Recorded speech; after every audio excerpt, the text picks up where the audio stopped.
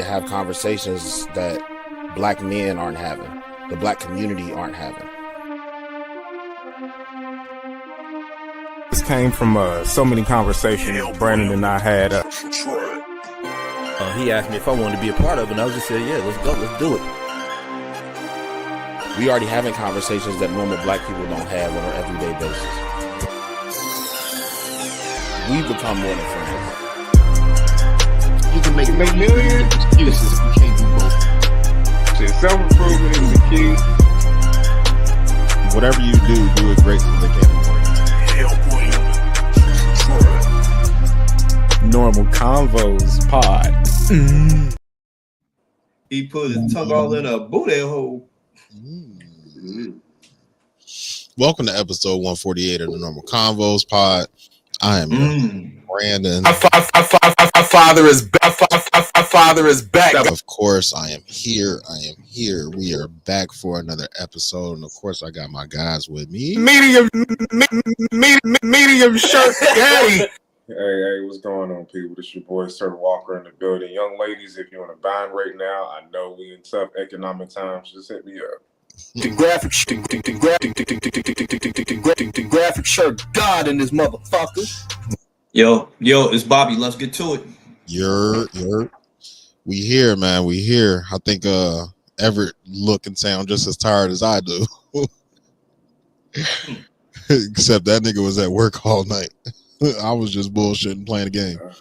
Bruh, you have no idea. You know, I miss us having a Patreon because there's definitely some things I would like to discuss that I just can't. You know, the normies would have a shit fit. No, the Patreon was cool. I don't know. The Patreon was cool, but we just, niggas weren't fucking with it. Yeah, it's probably too soon. Yeah, it was way too soon. But it don't matter. It's all good. I'm here. What's up, Bobby? How you feeling, bro? I'm good, man. I think might be the most awake out of all of us. But then again, I've been up since 3 this morning. Yeah, I was about to say you went to work this morning, so Yeah. I work on Saturdays. You know what I mean, so it's all good. You know what I mean? Yeah. I like your energy's looking good. I like it. It's all right, but it really ain't. But I can pretend it's all right. no facts. So you know what I mean? How was y'all weeks?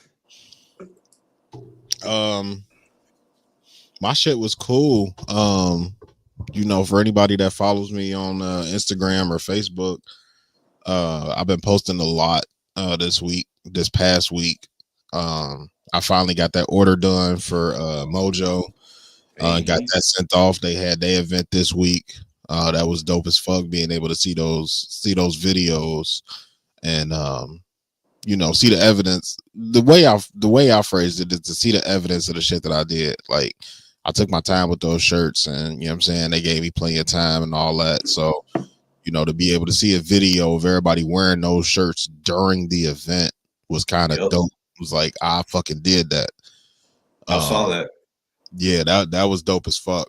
And then I might have made a few more connections through that as well. So That's what's up. Coming soon. But yeah, we did that, and then I just been posting. I posted that Bengals hoodie that I did. That Bengals hoodie came out good. Then I did a couple kids shirts. They had a Sesame Street thing. So one was Big Bird. I ain't get a picture of that one, but it was Big Bird, Cookie Monster, and Elmo. And those were simple shits, but you know what I'm saying? It's like, you got to promote everything. Like, I always promote the shit for the adults. I got to let people know that I do shit for kids too. So, but yeah, it's been a lot of Bruce T shit over the past couple of weeks. We finished up. I got some shit, but I can't even fucking say it yet because the school ain't announced it. But I got some sweet shit with Elijah. Good news with Elijah from high school soccer, and then we start club ball. Shit, we start club ball Monday. So this nigga had 2 weeks off of soccer, and then we right back into it. Mm. And then we got a Okay. we got a college ID camp at the end of November.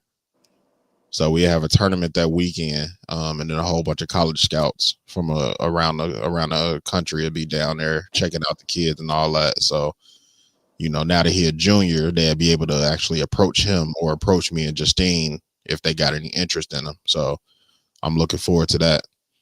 But yeah, other than that, what'd you say? I said, as you should look forward to it because it's about to happen.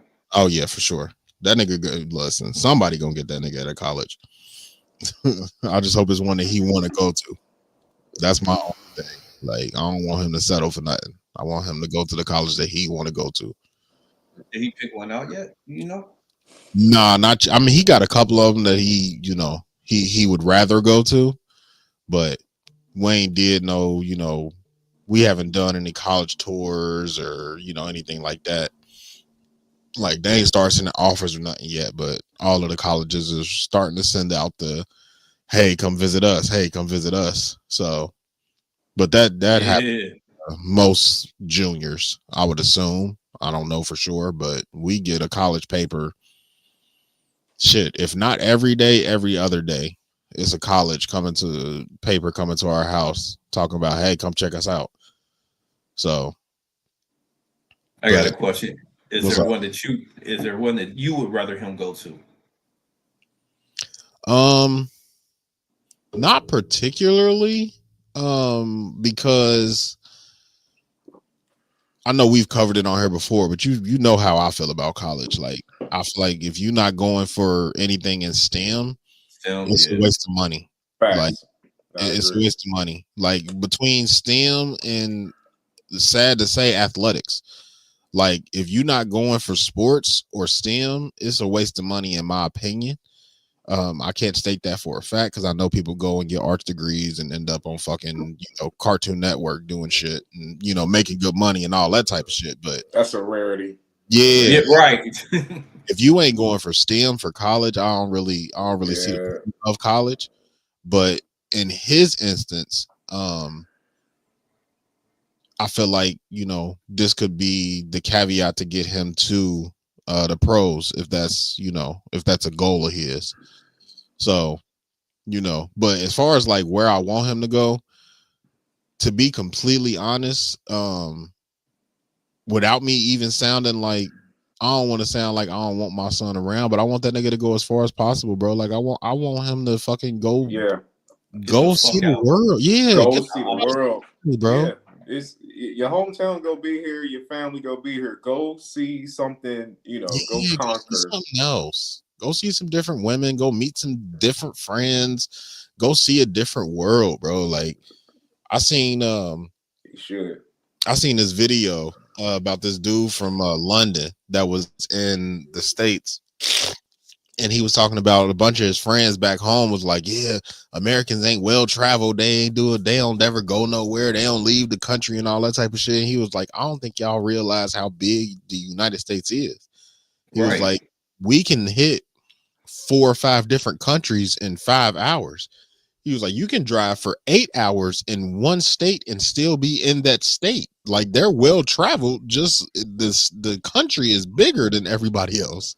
If you go from the east to west, from east into Texas, it takes 12 hours. You could drive 12 hours from east to west Texas and still be in Texas. Yeah, I hate to hear that. It's crazy.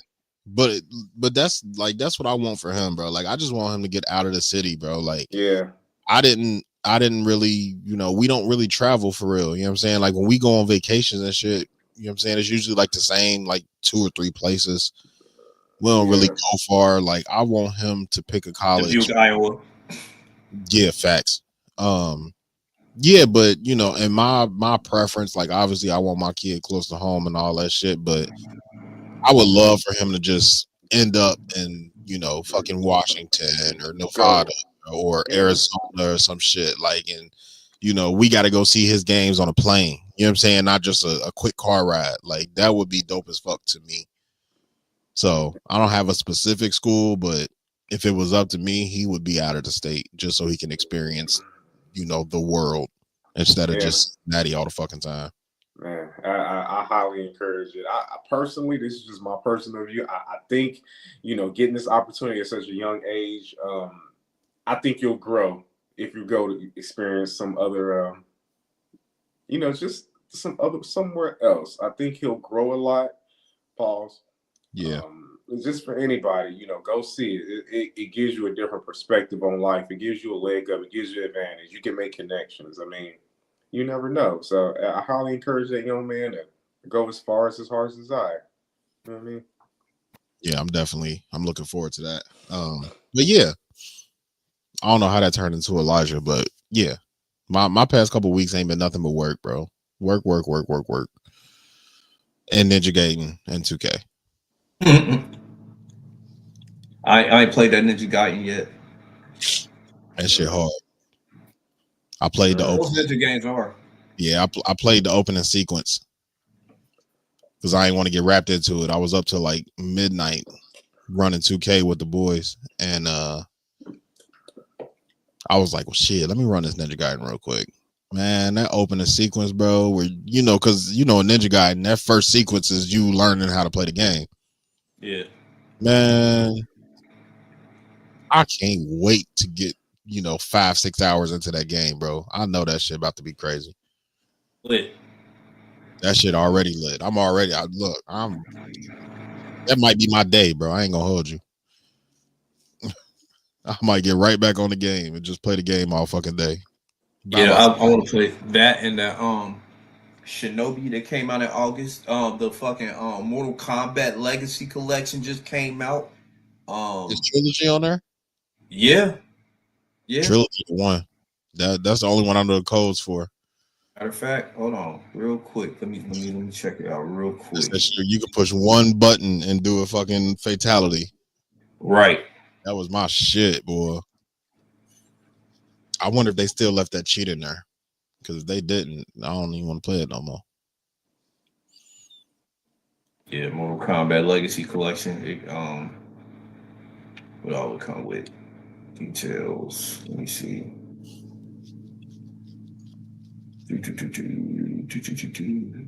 Oh, it don't say. But I know Trilogy on it. Yeah. I might have to go cop that. What's been up with you outside of that? Me? Nothing really, just working. I'm thinking about moving within the company because I'm not gonna lie. I've been burnt out on driving for years. I've had my CDL since 06. I've been long sick of driving. But really, other than that, it's really just been working and trying to focus on meeting some goals that I got. I'm not gonna say now because trying to keep shit low, but Right. You're rewarded in public for what you practice in private. Exactly. There you go. Really, other than that, it really ain't been too much with me. Just just work. Just making sure I stay busy and productive. Facts. I like it. What's been going on with you? Nothing too much recent. Just same old same. Dying every day. Overnights. Just in the daytime. You adjusted yet? Obviously not. Look at him. Somewhere. Well, yeah, but that nigga just got off like 4 hours ago. Yeah, somewhat. I'm doing the best I can. It's just gonna have to work. I can't really go back to daytime right now. I can't go back to daytime right now. But last night it was Halloween. It was people out.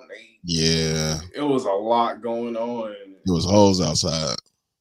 It was young hoes. It was young hoes. What's your favorite? Old hoes. Yeah. People want to be in their costume. Somebody held up the bus because they wanted to take a damn picture, a little group picture on the bus. I'm like, bro, come on, man. Dude, that's that bullshit. I'll just start driving with them niggas on it. Like, I didn't want to look like a bitter. I'm mad because I gotta work. Nah, y'all niggas going to the transit center. What's up? Find y'all way back. It's like, come on. That had to be downtown. You was on Main Street. It was definitely downtown. It was definitely downtown. They be outside, boy. I worked Halloween last year, or whatever year I was on overnights, boy. That shit was fucking nuts, bro. Them motherfuckers be outside. And Y'all know. it's good, you know. They're going to party, you know. You don't want to drink and drive, which I highly discourage. And you want to be safe and party, okay, cool. But it's like you can tell these are people that don't normally ride public transit, so the decorum and the you don't know what you do. There's nothing worse than somebody with a face full of makeup and a costume, fumbling on their phone trying to find the little app. Well, how do I? Yeah. Well, Frankenstein.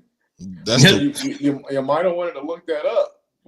That's the worst passengers, bro. It's niggas that ain't never been on the bus before. Hey, how I do this? Can you show me or can you do it? Yeah, like no, I gotta try. The fuck? Yeah, sure. Let me just get on your phone and do it for you. Let me stop doing my job so I can help you fucking help me do my job. Yeah. Then you end up late, and yeah, that should be annoying as fuck, man. Goofy bastards. That's all good. Other than that, you know, it is what it is. I know next year though, I know better. Yeah, fact. Either get off before the sun go down. That's the only answer, or call off. Mm-hmm. Right. Those are the only two answers. I'm not working. I got something for him next year. Trust that. I'm not working once the sun go down on Halloween, 4th of July, or New Year's Day. That's when I used to call off opening day. I never always again. make sure during the day though. Like come nighttime, you good on opening day. But if you work in regular hours, I was working regular hours. I always made sure FMLA. Never going to work on opening day. Yeah, bro. Opening day, fuck that. I might not even go outside. Hell no. Right. There's just too much going on. Yeah, don't work the first home game of the Bengals neither. Big facts. That first home game of the Bengals be crazy as fuck, bro. I can't remember if I ever had. And you know they like to give out free rides on them days. Like this the first year that Wayne gave out free rides on the first day of Bengals season in a while. Yeah, man, that's because everybody fucked up. Yeah. And they need that money. So nigga, y'all niggas ain't got stamps. Go ahead, give us that $220. Right. Just let them make it work for you. Type shit. Well, shit. Let's get into this. Let's get into this dilemma. Let's do it. I bet. Everyone in your state is trying to kill you for 24 hours. You are given 5 options of temporary powers to help you. Which would you choose? Option 1. You turn invisible for as long as you hold your breath. Option 2. You can fly, but stamina applies. Like if you get tired after running for 20 seconds, you'll probably get tired after flying for 20 seconds, depending on how fast. Option 3. You can run up to 180 miles per hour as long as you're drunk. No stamina effects. Option 4. You have super hearing. You can hear people from up to 10 miles away as if they're right next to you. Option 5. You can shrink down to the size of an ant, but you can't change back to normal size for an hour after you shrink. If you survive, your reward is that you get to keep the power you choose. Everyone in your state.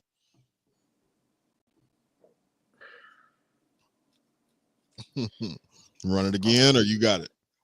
I think I got it. You got it, Bobby? Yeah. You can go first, E. I think I'm going to pick the super hearing just because I get to keep it afterward. I'm just going to roll with that one.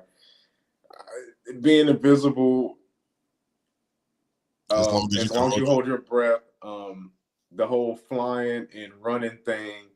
Yeah, exactly. Perfect sound effect. I don't want to be an ant. It's too easy to die. I'm good. Even though it's only for an hour. No, thank you. 24 hours. You gotta evade these niggas for 24 hours. Yeah. I'm gonna go with the hearing. And that whole drunk. No, I'll take my chance. Running at 180 miles per hour while you drunk is Like- absolutely insane. Like You running into everything. Those don't even go together. Speed. You ain't even gonna get to 180. Right. Drunk and speed, nah, fam. You'll get to about 20. Nah, no, thank you. They're all shitty choices for real, but I'm gonna just take my chances with the super heron, and hopefully I hear him coming and I can duck him. Yeah, up to 10 miles away. Yeah, that's plenty enough time for you to be able to get your shit together. I'm gonna go with that one. What about you, Bobby? I thought about the hearing, but it was like you can hear them from up to 10 miles away, but how do you know who you're listening for? You know what I mean? Because if you have to figure out who it is who's chasing after you in order to hear them. Oh, or what if it's they don't talk? It's everybody. No. Everyone in your state. So everybody in the state of Ohio is trying to kill you. Oh, okay. Yeah, well, everybody in the state is trying to kill you. Okay, well, hearing them won't help me evade them. So I can hear them. Not if it's everybody. Right. It's too many motherfuckers. Crazy. If it's like one person I had to avoid, you know what I mean, I'll be all right, cool. But then imagine like hearing everybody as if they in a 10-mile radius, as if they next to you, it'd be too distracting for me. I would go with the what I thought about was going with the shrinking. I would find somewhere to hide, find somewhere like secluded to hide in where people won't go or whatever, and I shrink for an hour or whatever. And then once that hour is up, check the coast clear, you know what I mean? Do it again. You know what I mean? And if motherfuckers get too close, what I would do, I would hide in like a closet or a pantry or some shit like that. Yeah. Climb up on the shelf. Yeah, no, I would climb up on the shelf and then shrink. At the like, back, who's looking up there?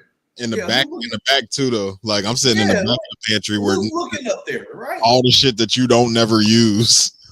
Right, my G, like who's doing that? Like, yeah, exactly. In the back of the closet, in the back of the closet where your jeans from fucking high school still in there, and you still think your fat ass can fit in them.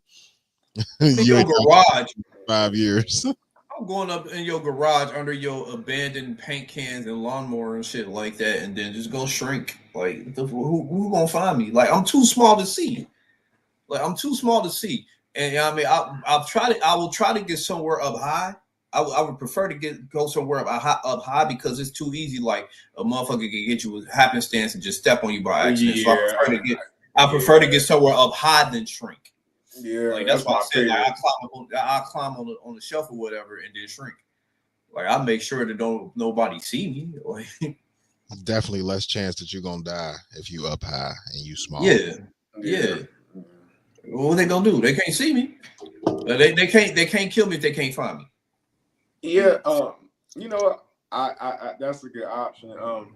Let me ask you a question about that because you get to keep this power after you stay alive, presumably. Like, do you think you would use this afterward? Like, you know what I mean? Probably. If I wanted to hide from these bum ass kids, dang, nope, I'm out. See, I'm thinking of committing crimes. So, like, God damn it. Let's say you trying to rob a bank, right? Degenerate. If does everything that you put in your pocket shrink with you? Like, if I go rob a bank, you know what I'm saying? And one, can I go back and forth at will? That's my first question. And then two, like if I stuff my pockets, my hoodie, my jacket, you know what I'm saying? If I stuff everything with money and then I shrink back down to an ant to get out of the safe or whatever, do the money shrink with me? Or do I leave it behind? Like if whatever's on my body shrinks with me, then yeah. Cause I'm gonna be a degenerate, bro. I wouldn't want to do that because it's the bank is too much. It's high traffic. It's too much of a risk of getting stepped on. It's too high traffic. Everybody goes to a bank. If you pick invisibility, that's a good option though to take with you. Invisibility would be cool, but they gonna see shit open, and you gotta hold your breath to be invisible.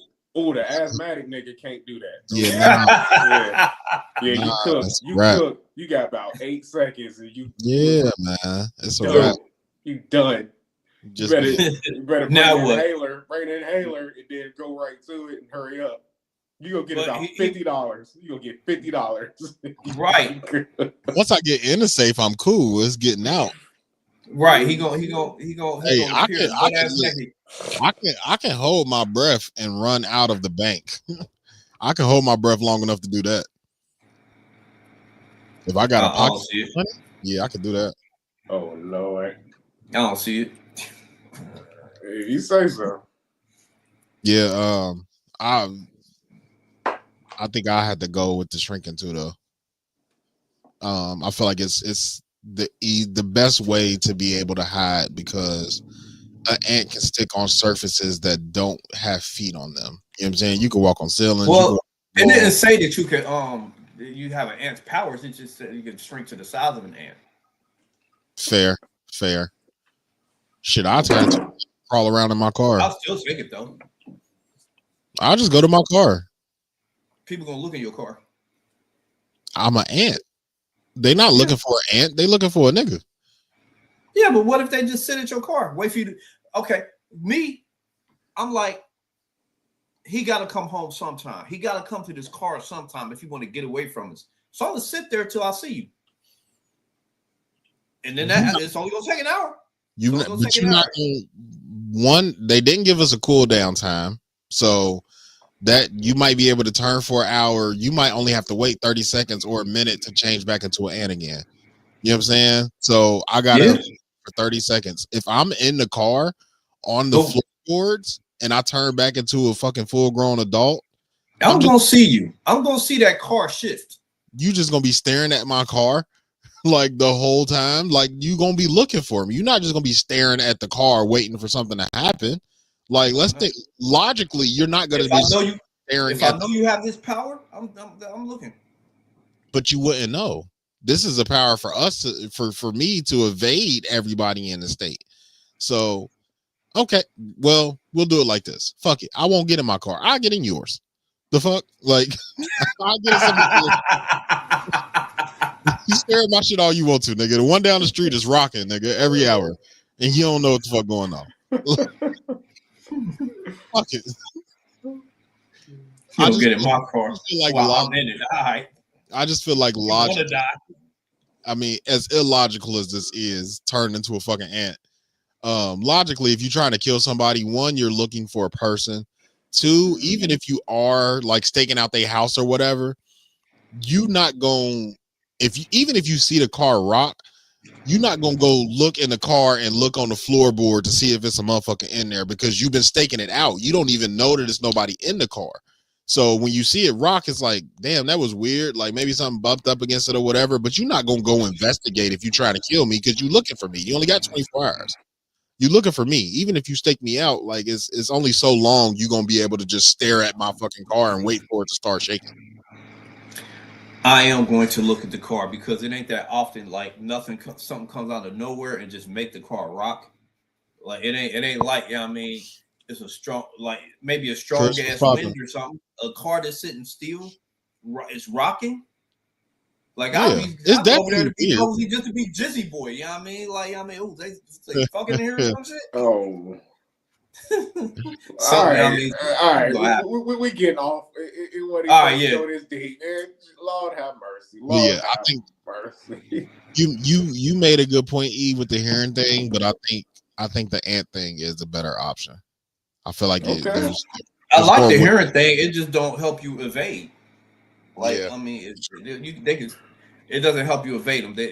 You can hear them and they can still like get you. Yeah, especially if it's everybody, like kind of what you said. Yeah, like if it's everybody in the state, like it don't matter who the fuck you hear. Too many people to avoid. Yeah. Your neighbor trying to come kill you. They 4-year-old daughter trying to come kill you. Like you can hear me all you want to, nigga. What's up? So I like the ant one. I like the ant one the most. And it ain't got no drawback. Yeah. Every other thing, like you get 180 miles an hour, but you drunk. Like you get visible, but you gotta hold your breath. Like you gonna die. You can fly, but it's stamina. The If you flying a one. motherfucker like me, you ain't gonna last 5 seconds. You gonna No. fall right out there. You gonna get up and then go right back down. You gonna know Yeah, it's that over. was a wrap. And I ain't even gonna get over my house. Yeah, I'm just going. Matter of fact, I would just fly, just like right above like your height, your wingspan. We'll fly right above that, so that when I eventually fall, it ain't that far. Fair. Fucking fair. Well, shit. Let's get into it, man. Shit, we could do. Let's start with a quick recap of the verses. We did the verses last week on the 1st and 15, and opened up with it. Fuck it, let's open up with it again. Let's do it. Let's do it. What was your thoughts? Guys, react. Brand Man and Master B. You fucking stupid. Brand Man and Master B. Well, first of all, who y'all think won? I think I'm going to go with No Limit. Just because No Limit. Just based on it was the Locks and Dipset kind of thing where I thought because you got more albums and more songs that you'll win. But it's about the cohesiveness, it's about the setup, it's about the vibe. Everybody has to be there on one accord. That matters a lot more than people realize. You can't just be, we good songs, we got songs. You have to line them up correctly. And you have to be on one accord. You got to be solid in your presentation. You got to have the right energy. I'm going to go with No Limit niggas look like they all kept in touch the past 30 years. Mm-hmm. Yeah. I mean, it was good, man. I mean, I'm a little biased. I love seeing Mac. I didn't think we'd ever see Mac on stage again. Yeah, that was crazy. That was crazy. I love the MVP was Mia X and Juvenile, but Mia X was the MVP. Oh, they won. MVP goes to the winning team. She carried. So Mia X won that.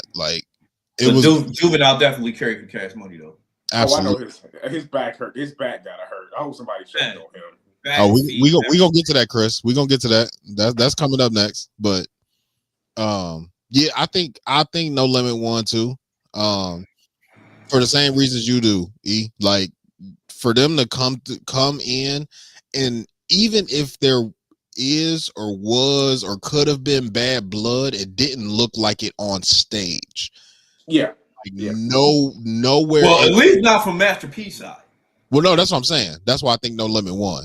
It didn't look, even if there is bad blood or bad business somewhere in the past 30 years, it didn't look like it. And you're judged by how you look, not what it is. Mm-hmm. So the way they look, they all came out fatigued the fuck up. They all came out in No Limit fucking gear, No Limit chains. Everybody up there was singing every fucking song. Like niggas was not they didn't take no fucking prisoners, bro. Like they looked like a squad, and and Cash Money didn't. They didn't. I think the only one who wasn't even fatigued was Mia X, but she had on a shirt that had Big Ed, Soulja Slim, and who else was on it? Was it Magic on there? It might have been Magic. Magic. Yeah, it was Soulja Slim. Was it Skull? I think it was Magic. But so she had on the shirt with the No Limit guys that passed away. So so she was still rapping. Yeah, it was. They was together as a collective, and I love seeing Bobby. We know who Big Boz is. Man. we know everybody who Big right hand man is. Everybody was asking who that old guy. That nigga without the shirt on. Shirt on. Boz been on stage without no it's shirt. Like, oh man, y'all young, y'all know no shirt for decades. Yeah. I got into an argument with somebody on one of them No Limit pages. Like I said, man, tell me you don't know who Boz is. He was like, No Limit had somebody on stage with a 60-year-old with no shirt on. That's hella corny for them. I'm like, man, tell me you don't know who Boz is without telling me you don't know who Boz is. Right. Man. And like we talked about last episode, like I ain't really up on the No Limit shit, so I didn't know who the nigga was. But in my mind, that nigga was supposed to be there. That ain't a random nigga with his shirt off. You know what I'm saying? Like in my mind, I know rappers, bro. Like that old nigga without no shirt on, he's supposed to be the old nigga without no shirt on. Like, Yeah, that is, for those who don't know, that is Anthony Boswell. That is P's right hand man. You know what I like mean? That's his motherfucking guy. it made sense. It's like when fuck, that's battle rap. I'm trying to think of it. Oh, there we go. It's like when Busta come on stage. If you don't see, like, Spliff is gonna be there. Right. Spliff is always gonna be there. When Absolutely. in another 15 years when they touring, Spliff is gonna be right next to this nigga singing along to the words, and he ain't got not one bar on no Busta song, but he there. Right. Like, motherfuckers know who Spliff is. So it's Right. like, that's how I looked at it. Like, all right, that nigga's supposed to be there. Like, Yeah. but yeah, no limit won. I do think it was close. But I think a lot of, I mean, Cash Money, bro, like, BG killed it, Juvie killed it, the big time, well, I ain't gonna say the big timers killed it, because I once you get it. got to the end, you kind of knew that Birdman was on some shit. He was on something. Either he was either drunk, he was on something, or he was just not with it at all. But they didn't look like a cohesive unit. Like I said in the Normal Convos PCBS group chat, like, I'm going to watch the reunion that they did at Louisiana Fest. If you go back and watch that shit, they look like a group. You know what I'm saying? If you go back and watch that shit, they looked like they was all together. They was all cool. Everybody was singing each other records. Like, motherfuckers is, all right, baby, let's da da da. Like, they was chopping it up like it was a crew. So to see that, and then to see when they did what was that? That wasn't Something in the Water. Was that they did something this year. Back in March, they did They did a reunion, didn't they? That was a Hot Boy reunion. Wasn't it a Hot another Boy one. reunion? The Hot Boy reunion was Lil Louisiana Fest, but they did another one after that. And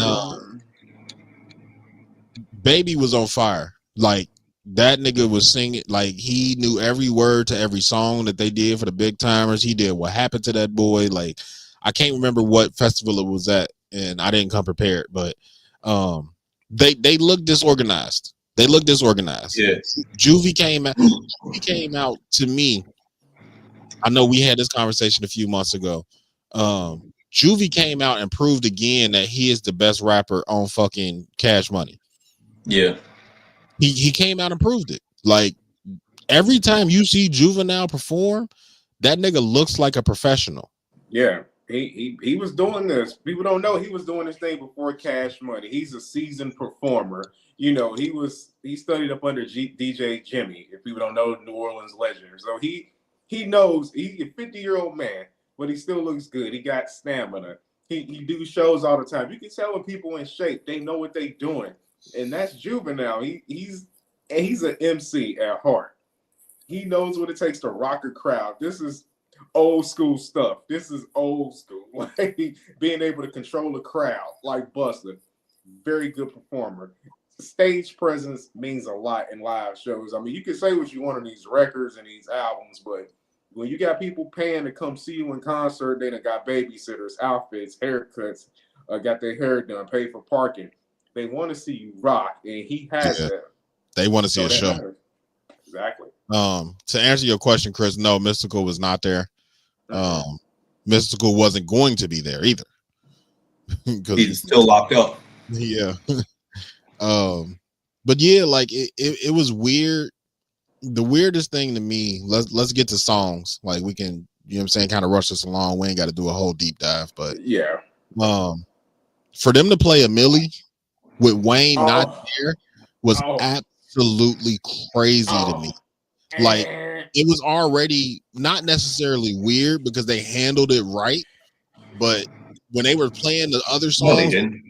came on and they was, you know what I'm saying, they was singing, they was doing Wayne's verse. It was like, all right, cool. Like Wayne not here, still do his verse. It's still a cool verse, all that type shit. That was cool. And then they go to a Millie, and who was that? BGS that said that shit. I think Manny. that was Manny. Manny, Yeah. what if he was here or whatever the fuck? That was the lamest shit that was said all fucking night, bro.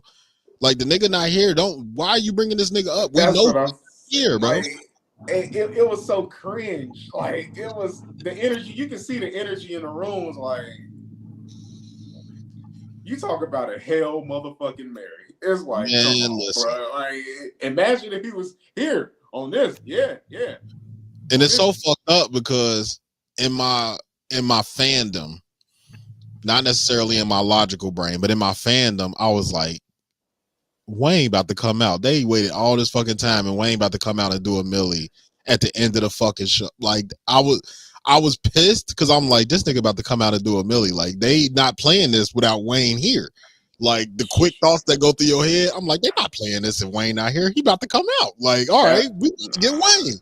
No, that nigga didn't come out, and they just let. I'm like, why did y'all play this shit? For me personally, that was the nail in the coffin for him because it's like, fam, like you just gonna play the beat? Like, come on, fam. That was a Hail Mary, and you hope because a Millie is such a monster beat that it'll make people feel like, oh yeah, that is the Cash Money song, even though how you just go how the DJ just cue up the instrumental like that. Yeah, and that's it ain't even I know it's not a Manny Fresh beat, but it's like, man, it was like, weird, bro. It sucked the energy out the room, and it was cringe, and everybody felt it, and you knew like, oh, y'all desperate. You desperate, like you Hail Mary and that shit, because you're not. And then no Turk, no. I need a hot girl. I'm sorry. You Turk need Turk. You need Turk and Wayne. You need Turk and Wayne for I Need a Hot Girl. You have to. I mean, I'm sorry. That's Turk's most known and for verse. Bling Bling. You need Turk and Wayne for Bling Bling. Wayne sing one of them. Hook. Wayne sing the hook, and Turk got the best verse on there. You need one of them there. You need Wayne there, but Turk, you kind of get away without it. But I mean, I Need a Hot Girl. You need them niggas there. You need both of them for I Need a Hot Girl. Like don't even play that if you ain't got both of them. You cannot have like the most known member and the least respected and known member. Like, and you can't even play what's that? We on Fire? Is that what that was? What kind of nigga that be fooling that drill? Yeah, you can't even play that. You can't even play that because you need all four of them. Yes, you do. Yeah, you get war. You can't even play some of your best records because 2 of the 4 niggas ain't there, bro. Like that is so weird to me. Half the group not being there, but it was what it was.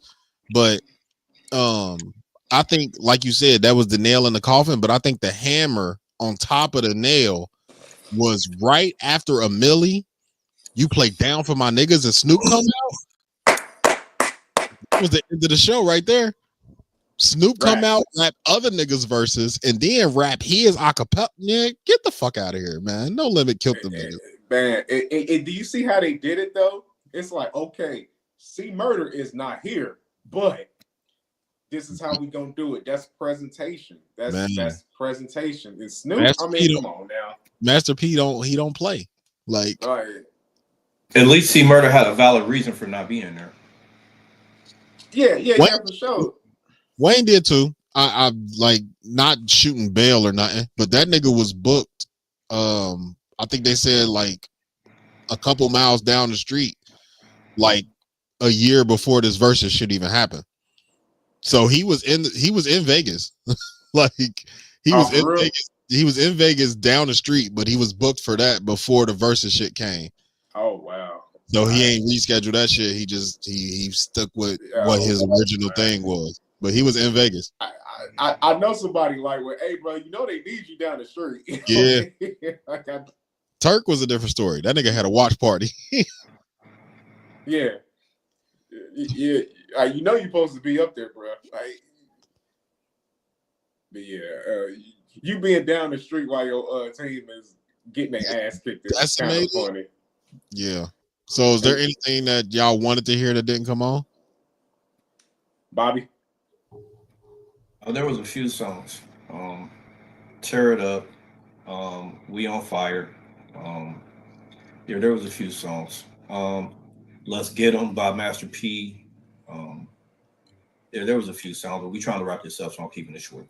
Yeah. I did appreciate hearing it was so random, but hearing Chopper style, Yeah. Chopper coming That out, shit actually went off. it did. I wasn't expecting that, and that was on my list of stuff I would have liked to hear, and they actually played it. I would like to hear Gangsta 5. I would like to hear Is It Heaven for Gangsta and what's the other one? Break 'Em Off something. Yeah. Yeah. I would have They liked played Make 'Em or something, didn't they? I don't think I so. don't think they did. I would have. Swamp nigga. I know it ain't one of their biggest songs, but I would have loved to hear Hootie Hoo. I would have liked to have heard that too. Hootie Hoo would have went. I think Hootie Hoo would have went up too. For Cash Money, obviously I would have wanted to hear We on Fire. One that I didn't see nobody around the internet really saying. I would have obviously this caveat Wayne would have had to be there, but I would have loved to hear Go DJ. Yeah, Go DJ would have like him fresh, like that would have been crazy. Like I would have loved to hear Go DJ. I mean, Juvie played all of his hits. Like, hey, he did not play high. Is that right? He didn't. He didn't play high. He didn't play all of his hits. That was not all of them, but like you know what I'm saying. Everybody know high, obviously, but I'm saying like in the confines of we got an hour, which was bullshit by the way, but facts. But we got an hour, and we can only fit so many songs in there. They put Chopper City or Cash Money is Army. They played that. They played all of Juvie's big hits. Like Ha is a big hit, but the ones that they played to let Juvie do his own thing are bigger hits than Ha. Like Ha is his introduction to everybody, so everybody know it. But the shit, like all the shit that they played, were bigger songs than Ha. So I feel like if they would have had another hour, if it would have been 2 hours, and they could have really got their shit off, I think Ha would have came on. I would have. I wish they would have played when Master P played Bout It. I wish he would have played the second one instead of the first one. The first one was cool, but that second one hit different. Yeah. A lot of people don't even know it's two of them. That's crazy, right, man. Yeah, right. Because everybody know the second one. Everybody know the one off the Ice Cream Man. So I'm assuming everybody got the same favorite meme from the verses. When it's my profile picture on Facebook now. When Baby called Turk a bitch and me X back, like. Yeah, I changed that to my profile picture on Facebook. Okay, so that's everybody's favorite meme. Yeah. Did y'all see all the commentation about Tamar fucking wiping off Birdman head and shit? I must have missed that one. Yeah, I heard it.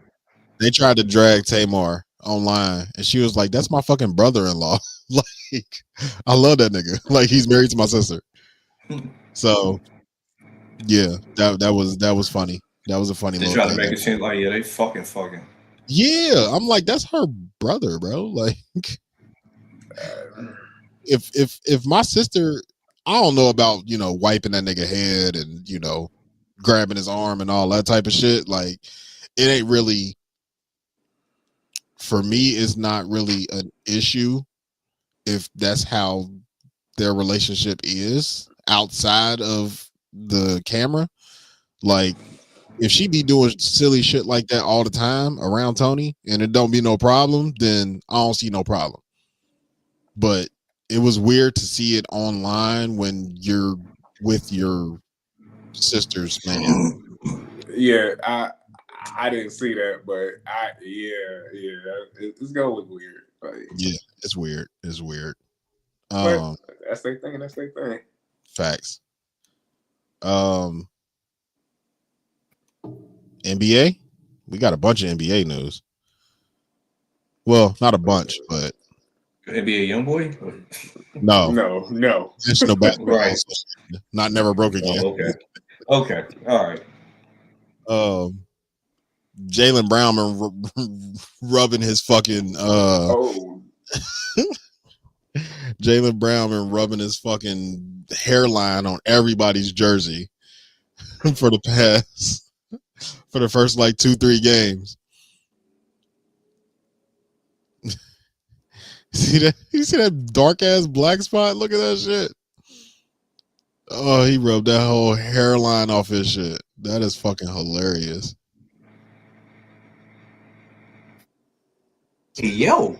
Yeah, he rubbed his whole hairline off on that nigga jersey, bro. I don't know what Jaylen Brown was thinking, bro. Whoop, whoop.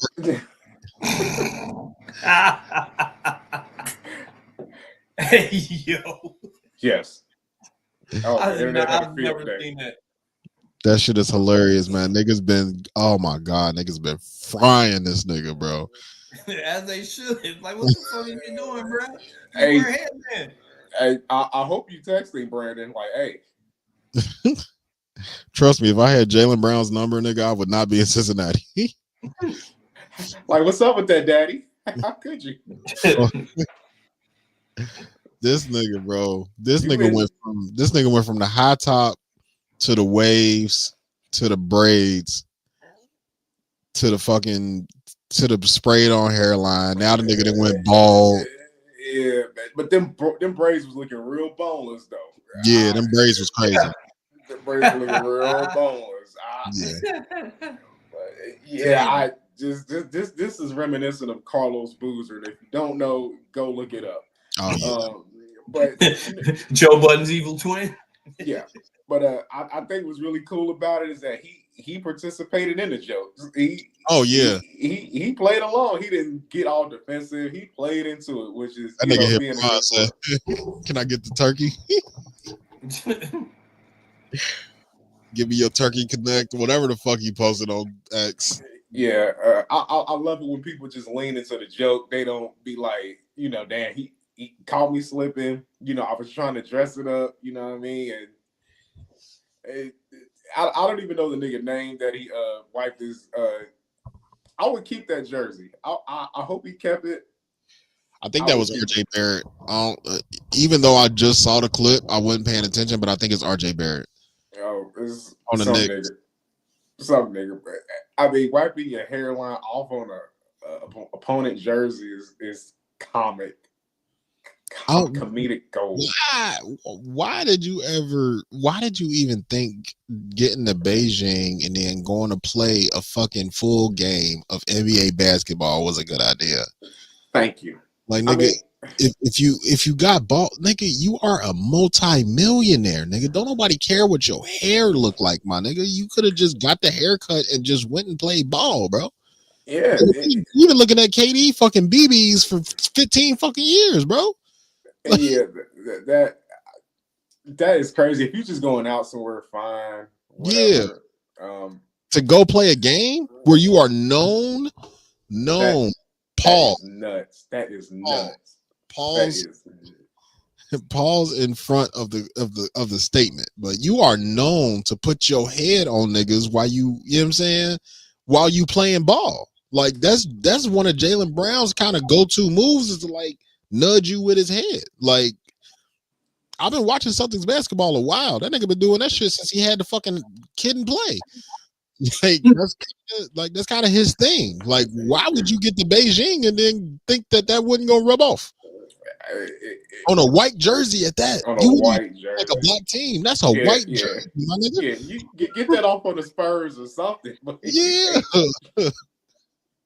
The Kings, nigga, anybody with black, the Bulls, you gonna do that on the whitest of white jerseys, bro. That is the New York Knicks, nigga.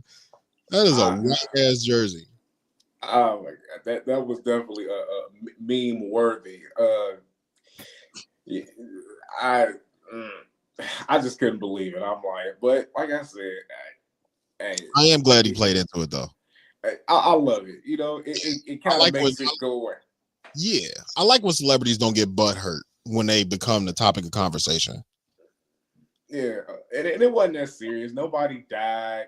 Yeah, nobody got hurt. He didn't do nothing foul. It's just a funny Yeah, moment. yeah. He played into it, and he'll be all right. It'll kind of Yeah, blow for over sure. really easy. You got any thoughts on this, Bobby? As somebody who has non boneless braids. Oh yeah, let me take this motherfucking hat off real Your quick. bone in, Bray.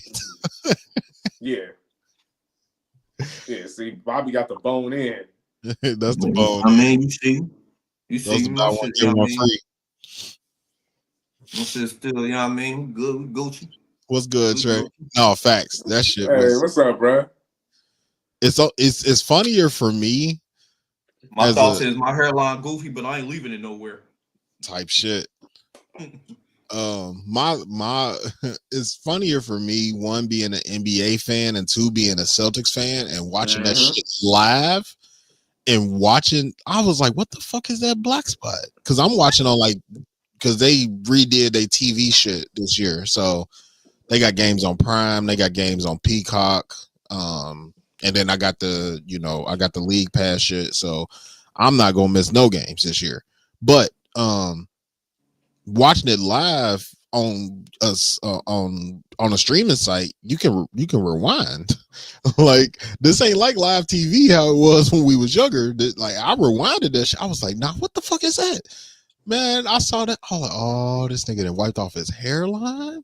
Nigga, I fell the fuck out, bro. That shit was hilarious. As soon as I got on Twitter, bro, the first thing at the top of my feed was, did this nigga just wipe his hairline on his jersey? And then it went nuts after that. That shit Yeah, was crazy, bro. I thought it was hilarious.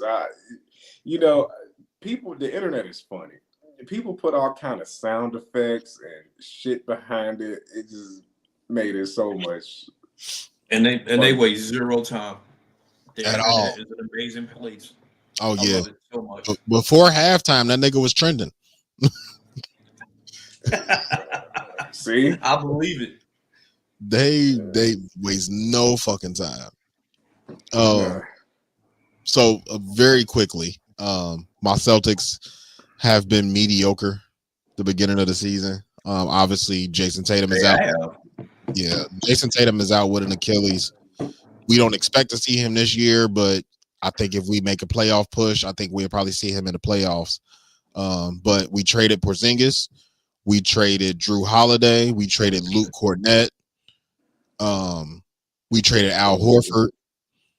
Damn. Like we got rid of a bunch of very integral pieces to our offense and defense.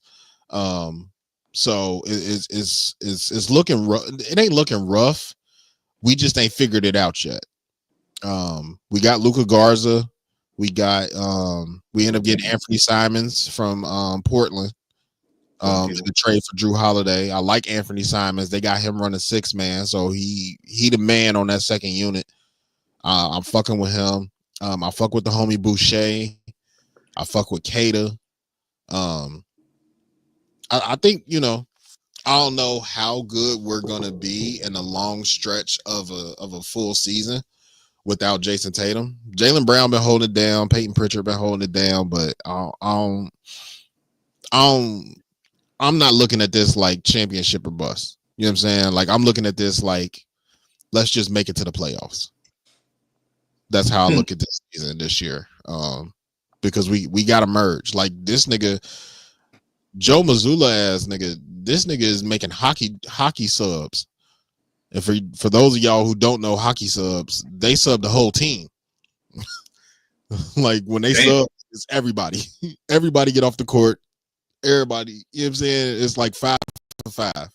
So this nigga been doing those type of subs lately, and I like the idea of it. But I hope we can find a better medium so we can kind of get in the groove of it. Like I said, it's still early as fuck in the season. We ain't even had 10 games yet, so we'll see what happened. But I'm looking forward to this season. But also in the NBA, Terry Rozier, Chauncey Billups, those are the two big names. Yeah, I believe those are the two big names. There's a bunch of niggas that's involved in this, but those are the two that's big right. names. I heard about that. If y'all can remember, I think this was last season or the season before, where they was caught up in that little scandal, the little betting scandal or whatever. Them niggas have been detained. They went and got them niggas. And Chauncey Billups is a fucking coach, a head coach. Well, not at the moment, but yeah. Speaking of Chauncey Billups, just a little quick news. He actually went and hired the lawyer who represented Trump and former mayor Rudy Giuliani. Oh, okay. To fight his case. Yeah, Chauncey ain't playing. Chauncey, he probably ain't never gonna get his job back, but yeah. But these is federal charges, so you gotta kind of you gotta take this shit serious. So I ain't did a whole lot of research on this because I don't really give a fuck about sports betting. I think all of these niggas understand where the lines are and what they homeboys is betting on, and they going out there and they're shooting more or less or whatever, and they getting they homies paid. Yes. I just think these are the niggas that got caught. I think everybody's doing it because there's everybody's doing it.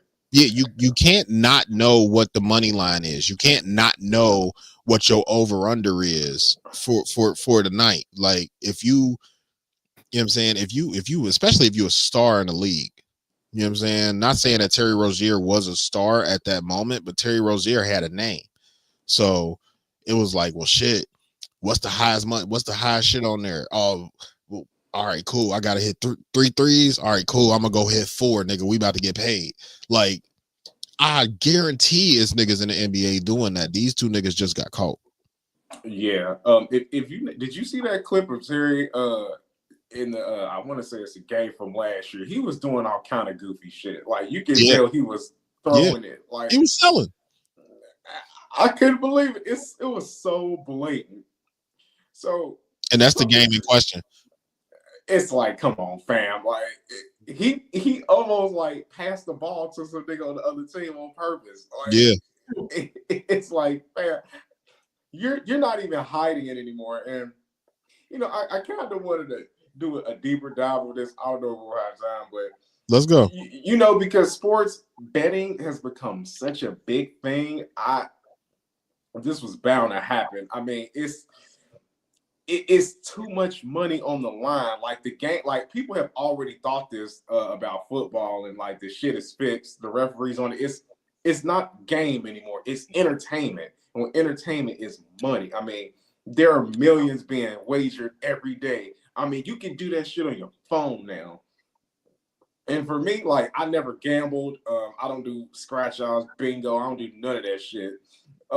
Because it's too easy to be manipulated. Like, and now we're kind of seeing it. Like shit be, especially, when you get to the Super Bowl, I think that shit already be kind of fixed, or it's already set. You know what I mean?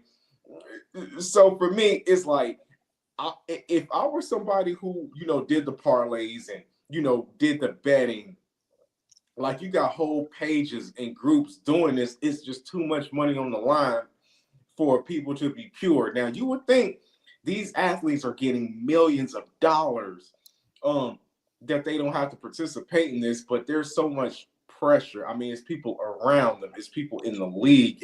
Like these niggas get death threats, bro. Like if a nigga, if the line is 28.5 and you score 28, niggas will literally get on Twitter at you and like they really be, for lack of better words, they really be cyberbullying these niggas when they don't fucking hit your parlay. Like, nigga, that was your parlay. Nigga, what the fuck you got to do with me?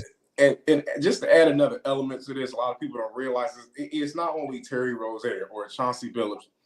They've got the mafia involved in this, and they Yeah. said this. Now they didn't trot none of their faces out because people probably wouldn't know who any of these people from the Bonanno family or the Gambino family are, whatever. But you got mob involved in this, and if you know what the mafia does, They ain't playing with you. That's what I'm saying. Like it was probably like, "Hey, Chauncey, this is what you gonna do," or Well, Johnson's was a poker. he could have owed some money. He could have owed a lot of money, and it's like, "Hey, well, you either pay this money back or this is what you gonna do," and or you want to get your legs broke. Like, Right. this shit is deep. Like, and it ain't just basketball. This shit extends to every other sport. Yeah, for Like, sure. this shit ain't pure no more. Like, if you're like a pure sports fan, you would probably be hurt, offended, and salty at this. But it Like, never's been pure like that. Like once it became competitive, like really competitive, like that I'll say maybe the 80s and 90s is probably when it started. Like before that is like it was competitive, but we kind of knew who was gonna win. You know what I'm saying? Like we knew Bill Russell was gonna win championships. We knew Kareem was gonna win championships. Like we knew Wilt was gonna win championships. Like once it got to like that Magic and Bird era, where it was like, all right, it could be either one of these niggas, or it could be this team, or this team. And then you get to the 90s and you got Mike, and then in the 2000s you got Kobe, and then Bron come in, and it's like, nigga, everybody in the league is good now. Like there's way more money to be made now with the intimidation factor when it comes to like the mafia and shit like that versus back then. Like to me, no sport has ever been pure.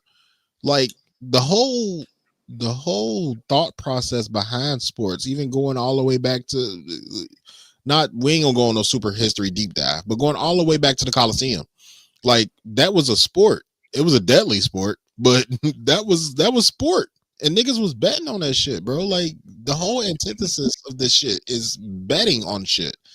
Yeah, well, when I say pure, I mean like before it made it to arenas and there were tickets being sold and there's sections and box seats, Press boxes and all that shit. That's what I mean. I think people thought that you could bring that element of like, okay, it's being done in the park. I think a lot of people really thought you could integrate that into public and entertainment and money and broadcast. I mean, you see these TV broadcast deals, they be in the billions. Oh, like, yeah. There's so much money. Like people really think you could keep it pure. It's kind of, I would make an analogy with the music business. You all that pure MC, 4 niggas on the block freestyling. Yeah, nah, that ain't gonna work. That shit over with. Like, You gotta pay to play. You gotta pay to play. Like you're not going nowhere doing that. Like that shit is not going to the Super Bowl stage. Like it's just different now, and it's entertainment now. Like, it's no more game. It's entertainment. You are watching. Yeah. You're being entertained. Like this ain't. They should be predetermined, and maybe not every time, but there's a degree of fixing. And these. Oh yeah. Look at these referees. Get these referees. A couple of them have already been caught, but get the referees in on it too. Get these officials. And that's like, I mean, we've been talking about that. They definitely helping out. The players ain't doing this shit by themselves. Oh no, it's deeper than that. Deeper than rap. There's a whole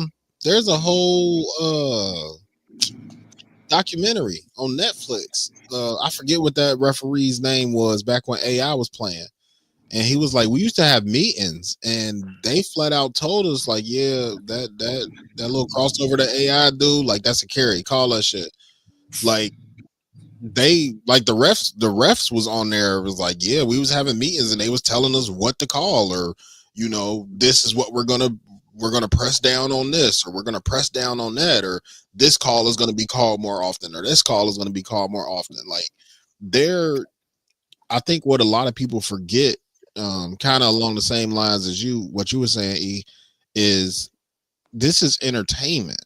Like the way I look at it, It's not quite to the level, but I always attach it to WWE. Like, Yeah. there is a script. Like, it may not be as Donahue. There you go. I appreciate you, Joy.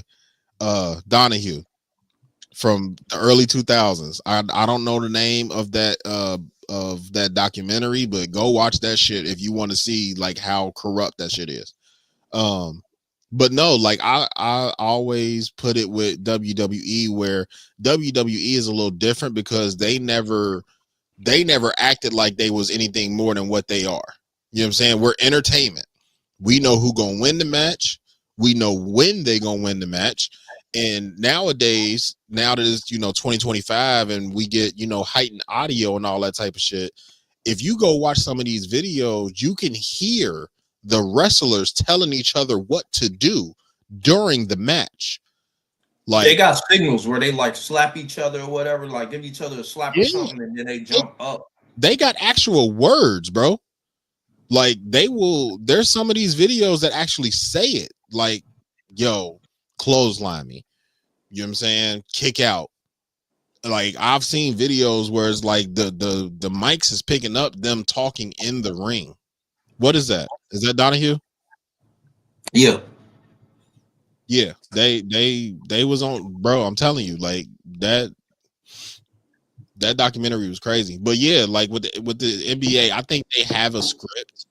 Kind of like how the Donahue shit was, where they was like, yeah, this is what we cracking down on.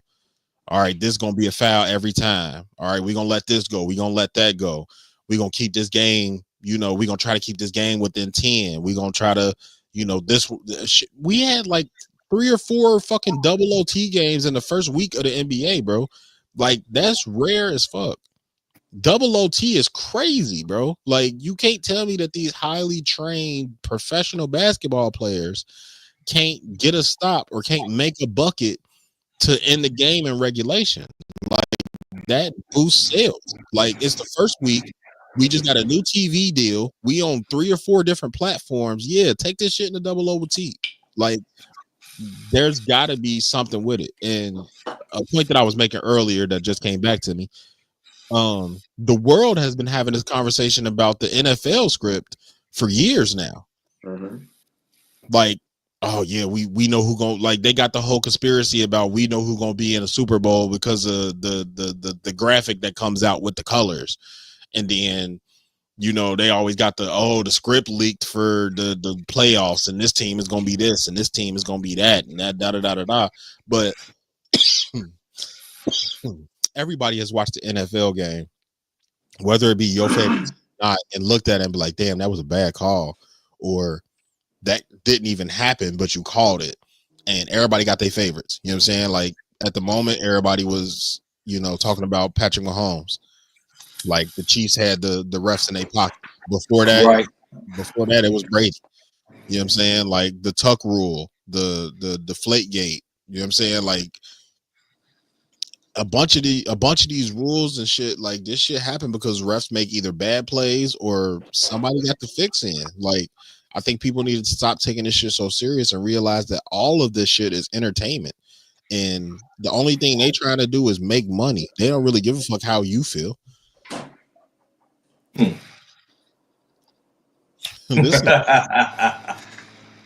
gonna bet on what color I'm gonna wear? Yeah, Bobby is definitely the colorful one of the group. Can I get in on that bet? Nah, facts. What's the over under? Right. But yeah, man, it's real weird. Especially with this Chauncey and Terry shit. Is like, these ain't the first kids, or these ain't the first people that got caught doing this shit. But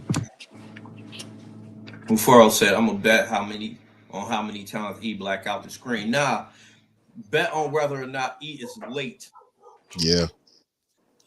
Or if he coming at all. Or whether he mutes his mic when he take his camera off. Right, because he usually don't. Oh, there he is. Hey, Everett. Hey, how's it going? Yeah, we just talking nice things about you. Yeah. Niggers are liars. Damn. Yeah, Oh, I'm bringing that back. Did you let him call you that, Brandon? Hard ERs from here whatever. on out. Whatever. Bet on how many times I hit my vape in the episode, nigga. I'm always Right. his advocate. Right. But yeah, it's weird, but I mean, this is now a part of pro sports, and we got to get used to it. And you know what I'm saying, in the next 5 to 10 years, you might see, you know, more prominent players getting caught. Yeah, ain't no Mike. Shit. Like, what you gonna do when, you know what I'm saying, the face of the league get caught on this shit? Like, it's gonna happen eventually. Who's the face of the league right now? Is this early in the season? I think it can change from year to year personally. But this early in the season is Wemby. Wemby is out there cooking niggas. He out there fucking cooking like a point guard, bro. Look at him. Shit. That nigga is fucking freaking nature. 7'4", averaging like I seen a stat the other day. If Wemby by himself was a team, he would be 6th in blocks, I think.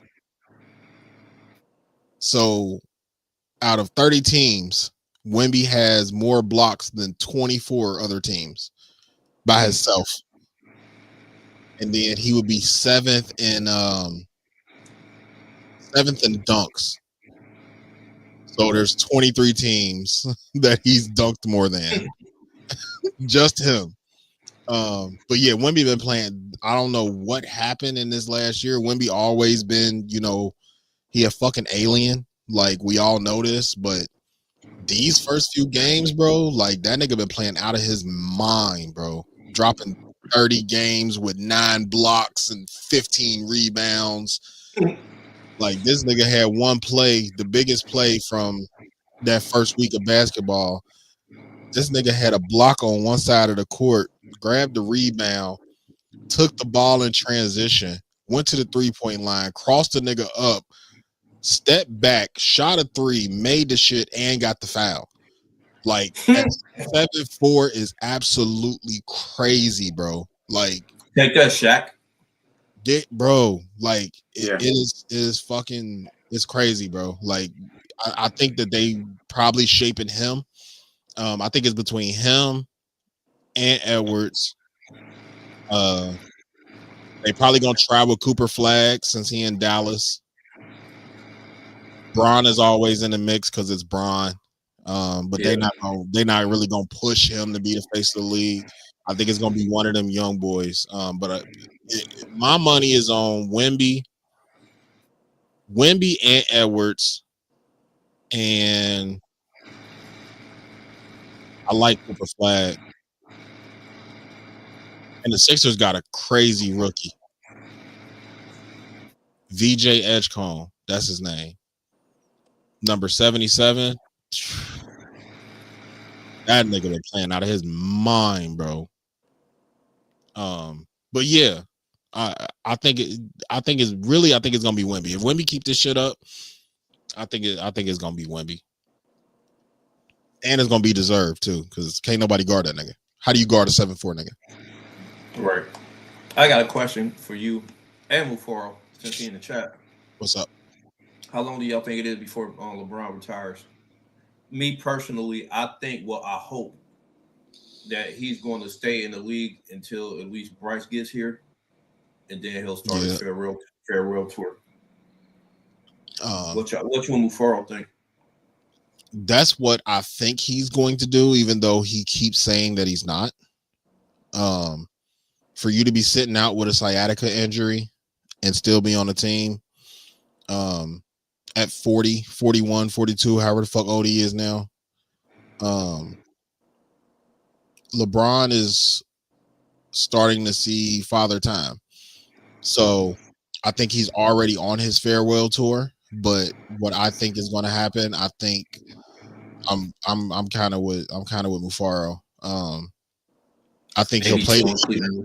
Yeah, I think he'll play this year. I think he'll play next year. But I think next year is when Bryce is due to come in. Yeah. So I think What I honestly think is going to happen is I think LeBron is going to pull a LeBron move. I think he's whoever drafts Bryce. I think him and Bronny are going to that team, and they're going to play as a family and be the first family to play in a game. Yeah, That would be that would be dope as shit. Yeah, I mean, man, he already got Bronny. That's history enough. Ain't nobody ever did that.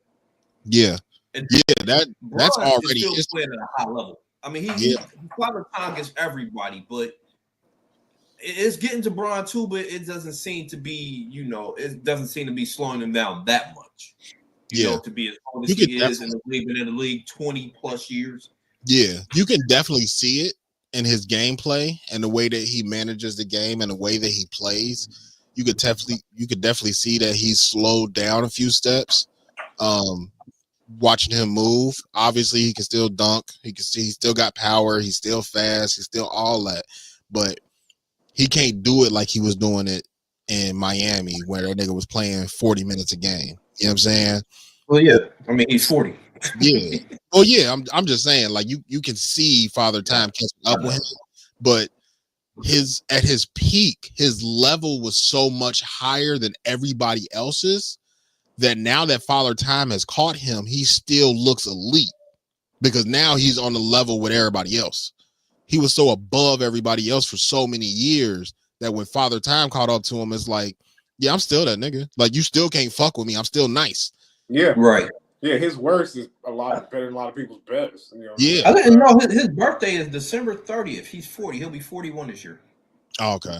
So, but yeah, I agree with Mufaro. I think it might be 2 years, including this one. But I also think it depends on how long he's out with this injury. I think if they said maybe like 3 more weeks or something like that. But if he comes back in and then aggravates some shit and he end up missing, 40 games, half the season or some shit like that, I think he might extend that again, and be able to play a full healthy season with his boys, which would be fire as fuck. But yeah, I don't see us making it to. I don't see us making it to 2028. That's 3 years. I don't see us with LeBron James Sr. That would be 25 seasons, bruh. Yeah. That is crazy. And I think he can do it, but I don't think that Bron will do what comes with playing 25 years. I don't think Bron is coming off of the fucking bench as the. Well, why not? Didn't Tom Brady play? Wasn't he 45 when he finally retired? Yeah, but he was starting. In the NBA, it don't work like that. Even if you got to think you say he'd be 41 this year. In 4 more years, LeBron is not going to have the step that he has now. You're going to lose a lot more steps in the next 4 years. And in the NBA, that is not starter worthy. There was nobody on the Bucks that could fucking compete with Tom Brady. But they also in the NFL, you got people to block for you. You know what I'm saying? So we going to bolster this front line so you don't take a whole bunch of hits. Tom Brady is, historically one of the people that get the ball out the fastest. He dumping them shits off the slants and all that type of shit. Like, Tom Brady don't get hit a lot. So, it's a better chance that you can play till 45. In the NBA, the whole game is physical from start to finish. And at 43, 44, 45 years old, bro, you're not going to be able to start with these young niggas that's 20 and your height and your build and strong as you. That's not going to happen. Not in the NBA. And Bron is not coming off the bench, bro. Like, I can't see it. I don't think that he's the type of any of the people that you even regard in the top 10 of any position. None of them niggas are happy coming off the bench. Like, D-Wade didn't come off the bench. Mike didn't come off the bench. Kobe didn't come off the bench. Like, not at their greatest. You know what I'm saying? Yeah. Niggas weren't coming off the bench at the end of their fucking career. Like, no, nigga, I'm starting. Nigga, I'm Kobe fucking Bryant. Who the fuck? Like, Bron is not about to let that shit happen, bro. It's not. He's not coming off the bench. So I think when he gets to the point that where one of these teams be like, nah, Bron, we need you to, be the seventh man off the bench. Like, it's over, bro. Bron is not do that shit Right. at all. Mo, what's popping, my guy? What's up, man? Mojo was good, bro. Oh yeah, for sure, bro. I appreciate you. I definitely appreciate you. Y'all a big part of getting me to where I'm at. Shit, we did the first annual, we did the second annual. Shit, I can't wait till next year. That shit gonna be lit. Hey. Maybe one of these days you'll let me design some shit. Nah. This nigga be designing his own shit and sending it to me. Like, yo, this is what we doing for the shirts this year. All right.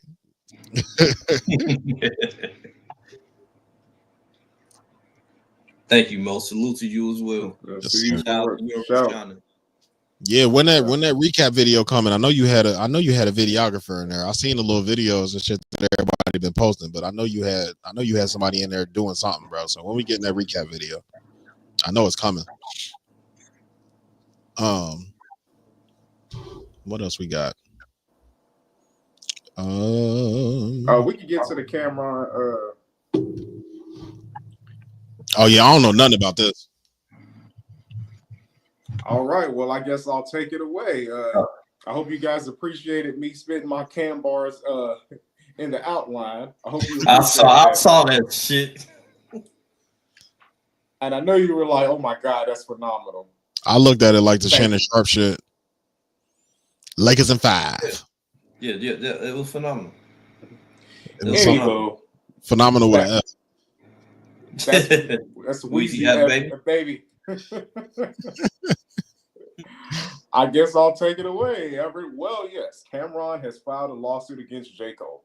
The lawsuit was filed on Tuesday in a New York federal court. It claims J. Cole breached a verbal agreement and that Cameron is owed at least $500,000 in royalties and damages over their 2024 song Ready 24. Apparently, they had an agreement where, all right, Cam go give you this verse, and in exchange, J. Cole is going to either provide a return verse for a Cameron album that probably never coming, or better appear on Cam and Make's podcast. It is what it is. And apparently, J. Cole been ducking. It's a very J. Cole move. Yeah. But in light of J. Cole not coming through, Cam won his money. It's like, all right, so. What was this song? Ready 24.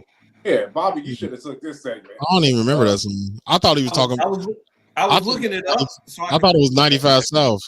No, it was on the. Wasn't it on that? Might delete later. Wasn't it on the I'm Sorry album? I Don't Want No Beef album. Wasn't it on it? Yeah. Might delete later. Yeah, might say sorry later.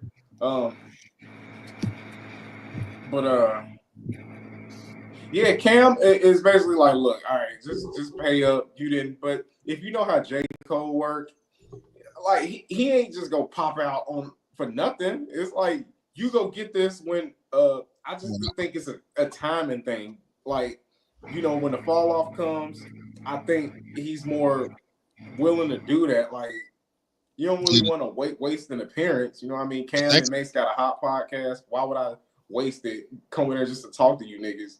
And Cam ain't putting out no albums. Ain't nobody even looking for no Cam album. Sorry. Right. God, but it's true. So I think it's just a timing thing. And I think he should have just paid Cam for that up front just to alleviate all this.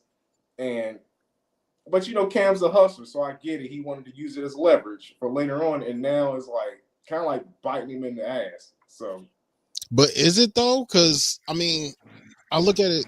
Well, here you go, Mufaro. Here go the devil's advocate that you was betting on. What if Cam is just being impatient? Like you said, like the fall off ain't here yet. You know what I'm saying? J. Cole is not in album mode. He's not in promo mode. We ain't heard from this nigga since Might Delete Later.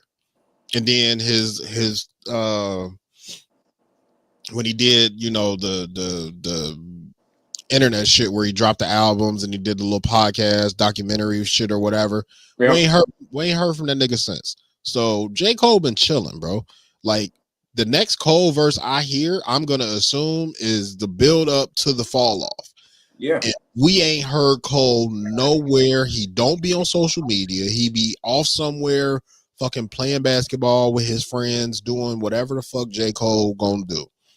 So if we ain't heard from this nigga, why you pressing down? Like there had to be some type of conversation when that shit happened, or if he ducking is different. Like if you're not answering my calls and you're not texting me back, you're not answering my professional emails, all that type of shit, that's different. But if you just not in that mode right now, like speak up. Like, yeah, bro, like we ain't really trying to, I ain't trying to pop out again until, May of 26 or whatever. Like at least give Cam something to run on. But if Cam is just being impatient, like, nah, nigga, I need it now. I need it now. I need it now. Like, I feel like, and what state is this suit filed in? New York.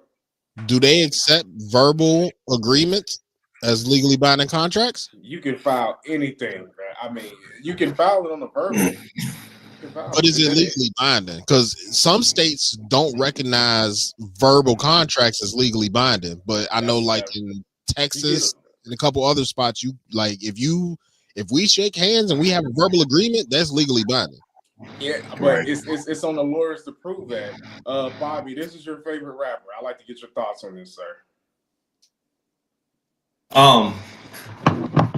That's what I was going to say. I really think that I don't think he's ducking Cameron. If you look at it, he's been saying like he's been telling Cameron I'm unavailable. I mean that could be viewed as ducking, but I think it's just not the right time yet. Like nobody has anything to promote. Like J. Cole, he played basketball overseas. What are he going to talk about on the podcast? He's going to talk about that, like, or just there to discuss sports in general. I don't think that it would. No, I don't think nobody wants to. I'm a J. Cole stan, and I don't want to see J. Cole discuss sports just in general. Like I'm not running to it is what it is just to watch J. Cole talk sports. Like when the fall off coming, you got a mixtape coming or something or not? You know what I mean? It was good. You know what I mean? That's what I'm here for. But sports fans might like it though. Knowing that Cole is a sports fan and they talk sports, like it would be dope to see, our rappers talk about shit that they not really like. This ain't your area. I'm sorry, he ain't charismatic enough for people to want to hear from him like that. That's just my opinion. Fair enough. Go ahead, Bobby. No, I was done. He's really not charismatic enough. He don't pop out. People don't really know him like that. People still mad at him for that I'm sorry shit. Really wouldn't be a good idea right now. So do you think him, like once he popped back out and his fall off time, do you think that's a better time to much go better? Yeah, I mean, because he has something to promote. He has a reason to come out. He has a reason to do a verse. Like Cameron didn't promote anything. He didn't say that. I mean, hey, I got an album coming out, so I needed a verse. And no, he didn't say anything like that. He just said he been ducking me. Yeah, I don't think he has anything to promote. I really think he just wanted him on the podcast for some reason. And J. Cole was like, it ain't really time yet. I don't really have a reason to come on there, so that's what it was. Yeah, I think not yet anyway. Yeah, like obviously, all this being speculation. I feel like whenever they made that agreement that hey, you either giving me a verse or you showing up on the pod, that might have been. How old is that song? Ready 24 or whatever. It came out last year. Came out at 24. Yeah, but they made this agreement in 2022. Okay, so before the battle, before the I'm sorry, before all of that shit. Back then, 2022 was when he dropped that little piece of paper on X, wasn't it? Where it said all the albums and come out. Yeah. So that was around that time. So at that time, for Cam to make that agreement is like, all right, cool, nigga. Like I just saw that you got a timeline. All right, let's do verse for verse, or you can come on the pod. And it's like, all right, cool, let's do that. But I think that I don't know. Without, like I said, I didn't know nothing about this, but without doing any research and all that type of stuff, I feel like this could be Cam just being impatient. Like, we all know how J. Cole moves, bro. Like, this nigga pops out when he wants to. Like, nobody's gonna pressure J. Cole into doing something that J. Cole don't want to do, except for that fucking song that he made about Kendrick. Yeah, I just think that both of them have a fair case. Both of them have a fair case. For sure, like, for sure. You know what I mean? I get it. You can say, yeah, J. Cole don't move like that. We all know that. But in business, how you feel and all that, how you don't matter, like, kind of don't matter. You know what I mean? It's what we agreed to. You know what I mean? If not, you are breaching our contract. That's why you don't do verbal contracts. Get that shit in writing. You got a better case if you get it in writing. Because even just like you said, like, even with a verbal contract, you got to prove that we did this verbal contract. It's up to your lawyers to prove that I even said yes to this. Yeah, it's gonna be on lawyers really to fix this. We could kind of wrap this up. Ain't really too much, but do you guys think this is easily fixable? Absolutely. Yes. Yeah. Get that nigga a verse, or go on It Is What It Is and be uncharismatic and talk about sports. It's really easy to fix this. Like, get LeBron bag verse. Yeah. Like, Cole got verses somewhere sitting on the hard drive. Get that nigga something that you don't like. He ain't saying it had to be a hot verse. He just wanted a verse. Like, give him a throwaway. Yeah, give him a throwaway verse. For what? Like, bro, at the end of the day, I don't understand how niggas can, we've heard all these stories of people being like, oh yeah, I got, 900 songs sitting on the hard drive somewhere that ain't nobody heard, and da da da da da. I'm like, all right, take a verse off of that and fulfill your contract, nigga. Like, what the fuck are we talking about? Like, and why make your life so much more tumultuous over something so fucking small? This is so minuscule in the grand scope of J. Cole's life. Like, bro, it's a verse, bro. Like, you got two options. Like, most niggas is like, nah, you owe me a verse, you owe me an album, you owe me this, you owe me that. Like, it's one thing that you owe a nigga. He gave you an option, nigga. Give me a verse or come on the pod. Like, it's one or the other, bro. Like, you can really fix this shit in 2 hours. You're right. You know what? All he has to do is something he's used to doing, and just say I'm sorry. Just say I'm sorry. You ain't shit. Might delete later too. Yeah, just say sorry again. But I would do it because Cameron is seeking $500,000, and I'm sorry, I love Cam, but I ain't paying no $500,000 for no Cam verse. Not in 2025. I'm not. Nah. Hey. I think even he know that, bro. Like, Dipset days. Days. You ask for $500,000, Cam might get it. All right, there you go. I don't even think then, but that's another story. Well, yeah, I'm saying somebody would have gave it to him. Yeah, I would just like, hey man, let's just settle this. It go 150, and I'll still do the pop at the right time. I think that's really a good move. Like, look, you still get paid, and like, why not argue that point? Like, I'll get it back. I think this is easily rectifiable. Like, look, I'm not gonna give you $500,000. Look, let me give you something, okay? I'll tide you over in good faith. Yeah. And take this $150, and then and nigga, you can have a verse and I'll come on the pod. That's what I'm saying. Like, so look, you see, well, he'll probably just do both anyway. I just fixed it. That's what I'm saying. Hey, send me the money. Send the lawyer money to me. I just fixed it. Yeah, like that. Just like both of y'all said, like, especially you, Bobby, like, he probably gonna do both anyway. So, all right, nigga. All right, Cam. The timing ain't right. Like, Cameron, like, give me 8 months, bro. Give me 8 months. You can have a verse.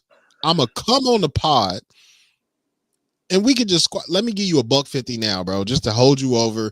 This is my promise to pay. In good faith. This is my promise to pay, bro. Take this $150. And come see me in May, nigga. In May, I'm gonna be on my way to start doing. I'm gonna be on my press run. I'm gonna be everywhere, nigga. So I'm gonna get you a verse. Yeah. And we'll come pop up on It Is What It Is. We can chop it up. We can talk about whatever. I'll do a whole episode, and then you know what I'm saying. We can get to it. That's what I'm saying. Just here goes some time. It's in good faith. You know, nobody got to drag nobody in court, nobody reputation. And when the right time comes, I'll get on my bike. I'll roll up to the studio with my matted, dirty dreads, and I'll do your pod, and everybody wins. Yeah, that's a very weird situation. Just a quick hit. Because I know we didn't talk about it, and I don't know if any other, popular podcasts talk about it, but they dismissed the Drake and Kendrick shit. Yes. Appeal. Yeah, that little bullshit. That's just a quick hit. You know what I'm saying? It just popped in my head. I knew we didn't ever talk about it. We ain't got to talk about it. Wait, they dismissed the appeal? I believe so. They dismissed all that shit. Like, I just read the other day he filed an appeal for that shit. But that might be some new shit. I don't know. That's an update. Yeah, that might be an update. The last news I seen about it, they was like, nah, nigga. Go and sit down somewhere, Aubrey. That was the last time I heard about it. So that appeal, that might be some new shit. That might be something that we can, stay up on. But yeah.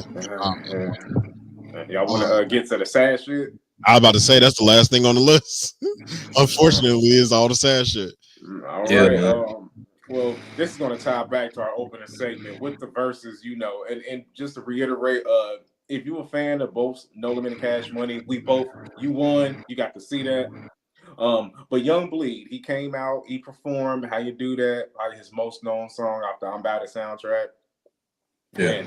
And shortly after, I guess he had a medical emergency, and it was reported that he passed away, which, as of a few hours ago when I looked it up, he was still fighting for his life in ICU. Just to, be a responsible journalist, I'm going to actually look it up real quick. Responsible. Yes, I'm a responsible. We are not journalists. I take this serious. Yeah, he's still alive in ICU. This is just as of a few hours ago. It's not saying exactly what it was that landed him in there, but we can just say he has some serious health problems. He's a 47-year-old man, Baton Rouge native. He's still fighting for his life. We send our prayers to his family. We hope that he pulls through. Legendary guy. Poster Boy. If anybody knows who Poster Boy is, legendary battle rapper, Harlem. If you grew up watching 106 in Park, like I'm sure we all did, you know who this guy is. The first rapper to ever start a bidding war over him. Yeah. Poster Boy. The Freestyle Friday. Won 7 straight weeks. Yeah, 7 straight weeks. They retired him. Retired. They retired his title. Yeah. Freestyle Friday was a fucking vibe. Right. Nobody could beat him. It was an era. It was an era. They like you said, they had to retire. He unfortunately he said he retired. I'm sorry. He passed away after he's been dealing with cancer for close to 20 years now. A battle with cancer. He succumbed to it. He's 43 years old. Real name Sherrod Dixon. He was very public about it, although I didn't know about it as I didn't follow it, but he went through chemotherapy and everything, but unfortunately it spread to his kidneys, I read, and he succumbed to it. And he was 43 years old, so young, but a legendary MC nonetheless. Shaheed, the Poster Boy. So just know, rest in peace, and condolences to his family. Nick Mangold. Either of y'all familiar? I am not. Yes. You want to take that one, Brandon? I ain't familiar with what happened or anything like that. I'm just familiar with the name. But I want to say he was a lineman. Let me Jets. yeah. Well, he's center for the Yeah. Jets. Nick Mangold. I think he played for more than just the Jets, though, didn't he? I'm not sure, but he was from here. I want to say up. Yeah, from Centerville. No, I thought it was Dayton. Yeah, but I guess same thing. But 11. Oh no, he spent his entire 11 season career with the Jets. Played college for Ohio State. And he was picked in the first round. He got drafted 06. But why I know his name personally is throughout his career, outside of what was Peyton Manning's center name, Jeff Saturday on the Colts. Outside of like centers don't get a lot of recognition. Nick Mango was one of those centers that like kind of unanimously, like he was touted as like one of the best centers in the league.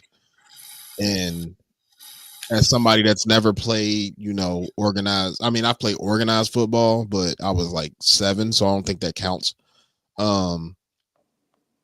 As somebody that's never played football, I don't even know what makes a good center.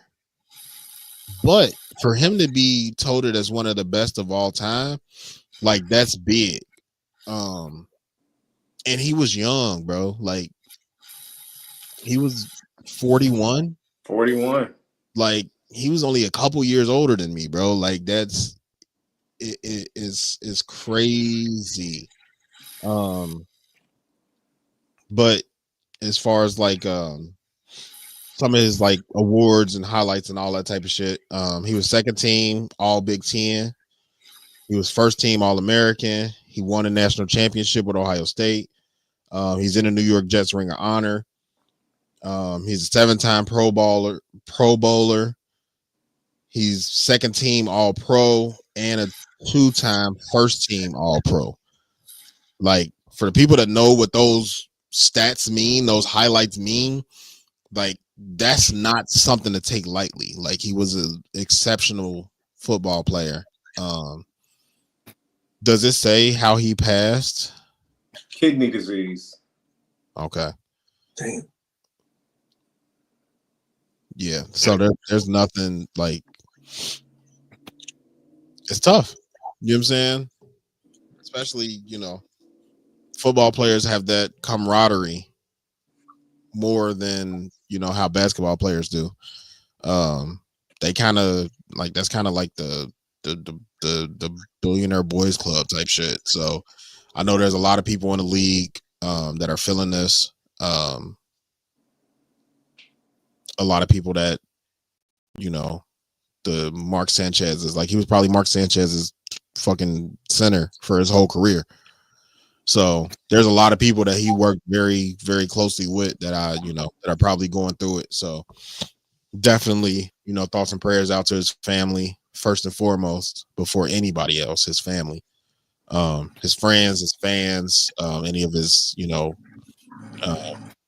co-workers, co-players, teammates, all that type of shit. They coaches, all that type of stuff. The staff that was in the buildings that he used to see every day. Like, I think sometimes we, as much as we like to rag on the multimillionaires of the world and how, front facing they are, and, we always talk about like, y'all got millionaire problems and all that type of shit. Like there are people in this world that have a lot of interaction with a lot of people. And when they go, a lot of people feel that shit. Like I wasn't a Jets fan by any way, shape, or form. but I know the name Nick Mangold. I know that name as a football fan. So for me to even for his name to even have recognition as a center should say enough. Like, this ain't a skill position. This ain't the quarterback. This ain't the running back. This ain't wide receivers, tight ends, cornerbacks, safeties, linebackers, where everybody know somebody from one of those skilled positions. To be a lineman and a center at that, and your name to be, recognizable, I feel like says more than anything. But yeah, definitely thoughts and prayers to Nick Mangold's family, to Poster Boy's family, and Young Bleed. Definitely, if you are the praying type, pray for that man because he is going Get through well some soon. Definitely get well soon. But yeah,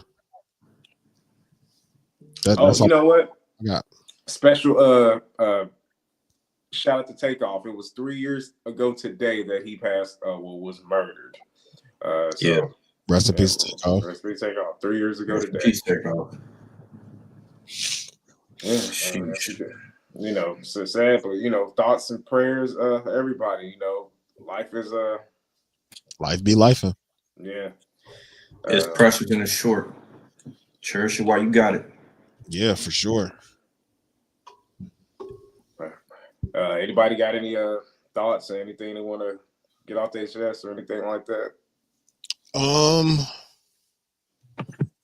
Not that I could think of. Ain't nothing. Yeah, I'm good. Now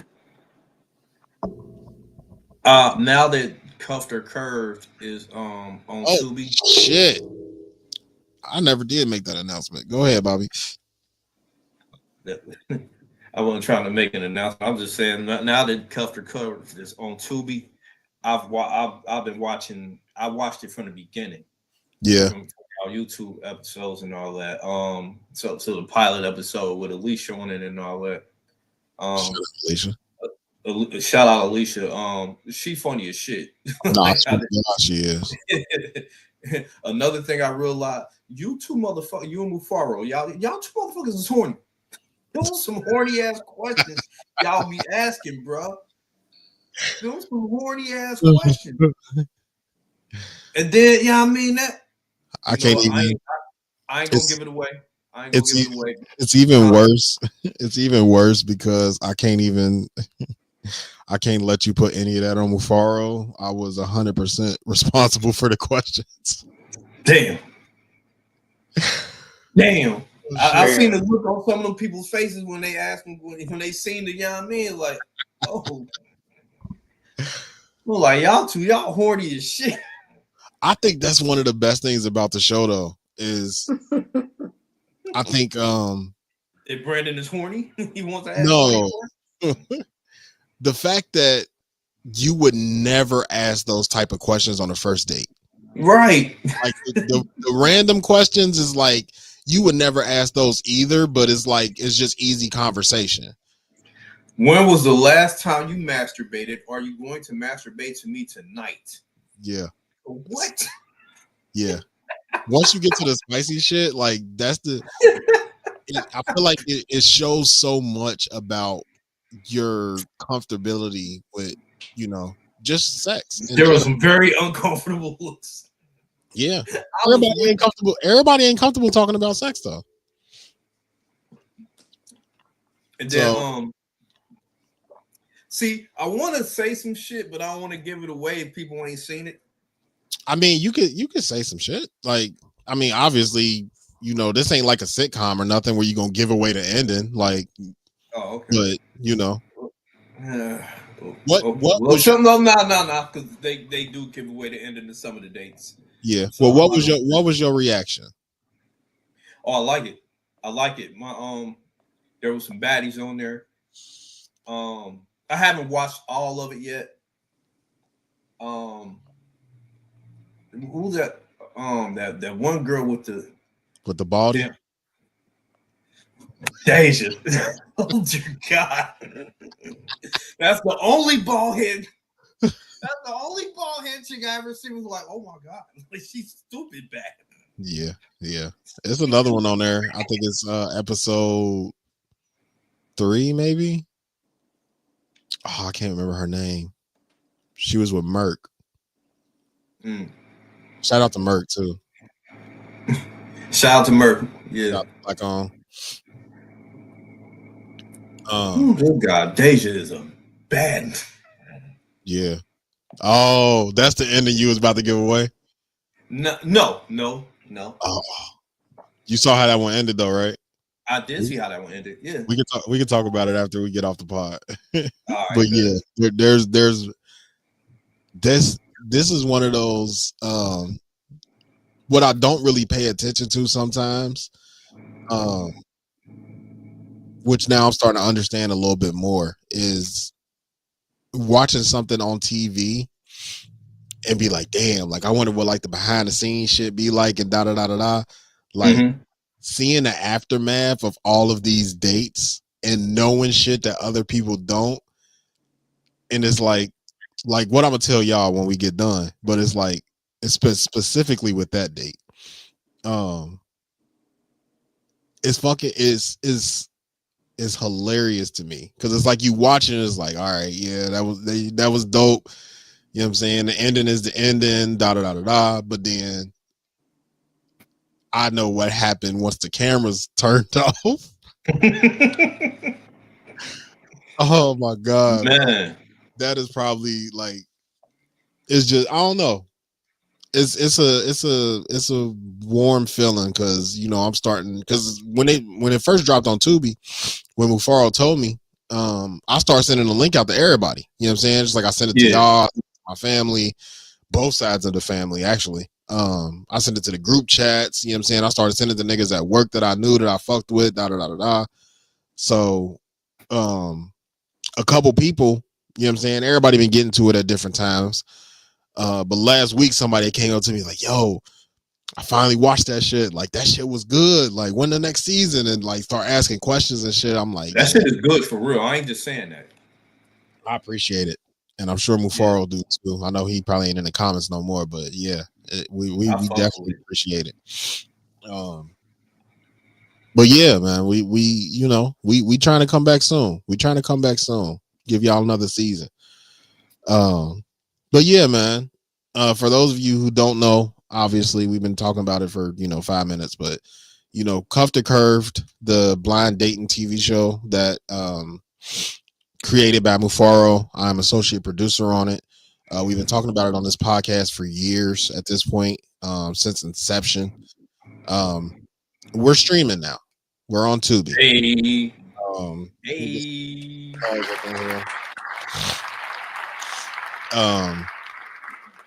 But yeah, we're streaming now. We're on Tubi. Please go run that up. Give Tubi a reason to give us a check. Or anybody else for that matter. But yeah, go run it up. Leave comments, like that shit, add it to your stuff or your list or whatever the fuck it's called on Tubi. All of that stuff will help us when we go back to the table with them about our next season and all that type of stuff. So go do all of that. Definitely go to Cuffed or Curved on our Instagram on cuffedorcurved.com, I believe it is. Or no, yeah, it might be cuffedorcurved.com. I don't know if he got the domain or not. But yeah, anywhere you can go that's named Cuffed or Curved, go over there, like it, subscribe, all that good shit. We trying to we trying to keep it moving. We trying to get y'all another season soon. I don't know how much I can give away without this nigga being in the comments, so I'm just not gonna say shit about the next season. But we ready. We ready. I'm ready too, man. I still have to watch the rest of it. There's a couple more episodes I think I need to watch, but for what I've watched so far, I've really enjoyed it. Seriously, like I said on that Facebook post, man, I am like amazed that I know people like in real life that I can talk to and really like just reach out to that have a show on TV. Like the the people that I'm connected to, I won't even say connected. The people that I know, like you, Mufaro, Mac, Dion, Youngin, SP, Grizz, Rats, who else we done had? It's a list of others. Alicia. Alicia. I look at her like she fucking superwoman. We got so much talent here. We have so many people. I just feel amazed and just blessed to even know of these people, let alone know them personally and all that. Like I just think I just want to give a shout out to us because you know what I mean the connections we've made, the networking we do. I just think it's dope and everything that comes up out of it. Fucking Bruce Tees, Cuffed Curve, ever with his book, whenever he puts that out, you know what I mean? I'm on it. Like I'm just amazed to know some of Shit, these Trey. know you Trey too. yeah, Trey with you know what I mean, the poetry and shit. Mojo. You know what I mean? Mojo, Rashana. You know what I mean? We didn't have some shit on this pod for real. And I'm just marveling at that. Like, I am shocked. Like, we have a great network of people, and we got talent here. I'm just amazed and shocked and all that, man. I'm just in awe. Definitely didn't think that, you know, we don't want to make this a whole, you know, patting ourselves on the back type of thing, but I do. Fuck it, pat us on the back. Fuck it. I definitely didn't think starting this pod that we would learn and find new people like this. Like Alicia was, you know, she was cuffed or curved before she was on the pod. Yeah. You know what I'm saying? So, you know, shit like that, and then, you know, running into a meeting. Like when I met Mac, on a random ass, me and Mufaro was outside and I had followed Mac before that. He wasn't on the pod. I ain't gonna hold you. I don't even remember why I followed Mac the first time. But for whatever reason, I was following Mac on Facebook. And then he was like, "Oh, I'm at such and such," and me and Mufaro just happened to be there. I was like, "Nigga, we here too. Like, fuck it, let's meet you, nigga." Like, and that's how Matt came along. And then you know the Dion shit, and even Young and SP, even Kamari, like Mojo, I knew way before the pod, like, and then Trey from the job, like it's so crazy, like those lines of separation. Like I might be 2 steps of separation away from a millionaire, you know what I'm saying? Or the next big thing, or Alicia been doing her motherfucking thing in fashion, bro. Like the fact she in Paris again. I just peeped her shit. She in Paris again, bro. Like the fact that 1, we had her on Cuff to Curve, 2, that we had her on the pod, 3, that we ain't got like a super tight relationship or nothing, but if I reach out to Alicia about some shit, like she gonna give me a response. Like the fact that I could even do that with a fashion motherfucker that's in Paris right now is crazy to me. Like it ain't just gonna be a fleeting, oh yeah, whatever. Like she gonna actually respond to me because I fuck with her and she fuck with me. Like it's crazy, and we leaving a whole bunch of people out, but yeah. It's crazy that we've amassed this network of people, and if it wasn't for this pod, none of it would have fucking happened. Like, right? I would know Mojo and I would know Trey, but outside of that, I wouldn't know Dion. I don't know for sure that I would know Mac. I probably would still know Mac because that was a random we just outside type of night. But yeah, I wouldn't be able to reach out to all these niggas. Shit, Brian. I was just thinking that. Yeah, like Brian don't even fucking live here. Like, so like being able to talk to him, like for him to do our logo. Yeah, sketching Brian, our logo. Yeah, for him to do our logo. I'll still be talking to Brian, man. He said so that comic I'm looking for, Soldier, that's coming soon. You know what I mean? He say he got the storyline. He been walking me through what he been doing and shit. You know what I mean? His comic coming soon. So I'm on it. But yeah, man, it's there's a lot of people, like I said, there's a lot of people we left out, but we definitely, even if this never blows the fuck up, like I'm satisfied. You know what I'm saying? Yeah. We did something. Starting this 4 years ago, like almost 5 years ago, I didn't think we would know this many people and would get this far with it. I mean, we ain't even far, but I didn't even think we'd get some of the people that we got. Right. I had no expectation of that. But sure, even the Queens. Queens with attitude. Shout out to Annie, CL, Mo, Nikki, Kiki. Like I ain't heard from none of them recently. But, you know what I'm saying? Yeah, that's just another thread. Man. So, but yeah, let's get the fuck out of here. We over 2 hours. It's almost like everybody we named, Joe. It's almost like we didn't record 2 weeks ago. This is how long the last episode should have been for real. Man. But yeah, what taglines? Let's get to it. Let's get to it. You can make millions or you can make excuses. You can't do both.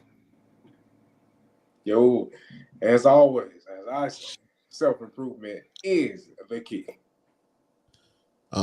Something I said earlier in the episode, you're rewarded in public for what you practice in private. I've been again, and I'm gonna keep saying this because it keep happening. But I am experiencing that again with Mojo's last event. So for him to he shouted me out on his page, his wife shouted me out on his page. One of the ladies that took a video, she had a little order of shirts, but she loved those and she was like, nah, we gonna be in touch, like you got more orders coming soon. So for Bruce Tees to be where it's at now, like you're rewarded in public for what you practice in private, and I'm a living embodiment of that again. So I definitely I'm that's gonna be close to my heart for a while. And last but not least, and always, every conversation that's normal is not a normal conversation. For our Saturday people, for Trey, Mojo, Mufaro, Chris, we appreciate y'all. Thank y'all for coming in. Thank y'all for the comments. Y'all always keep us lit. Y'all always, you know what I'm saying, tapping in, and we appreciate it. Yeah, big facts. So that definitely helps, and we appreciate that for sure. For our Monday people, y'all actually got 2 episodes today because I never posted the last one. So y'all got 2 episodes. Well, actually, last episode is probably already posted. I probably posted that right after we recorded this. So, but yeah, we appreciate y'all. Thank y'all. Always like, subscribe, rate the pod, all that good shit on whatever streaming service you are on. We appreciate y'all. Thank y'all. Hope y'all enjoy First and 15. We do that just for y'all, so we hope y'all appreciate that. Go out and do something this week to make your life a little bit easier. Does not have to come a monetary gain. Just do something to make your life just a little bit better. Trey, I'm surprised you ain't asked me when I seen you last. Like, if it ain't Bobby, it's Trey.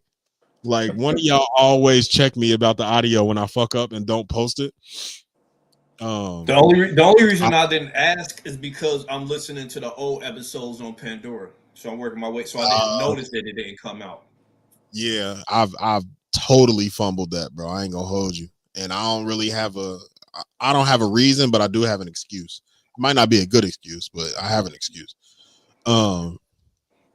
But yeah, we appreciate y'all. Thank y'all. This has been dope. It's been fun. But we getting the fuck out of here so I can go enjoy my weekend, either with my family if they feel like liking me today, or with 2K. Either way you win. No, I swear to God. Right. But we love y'all. It's been great, and we fucking out of here. I'll holla.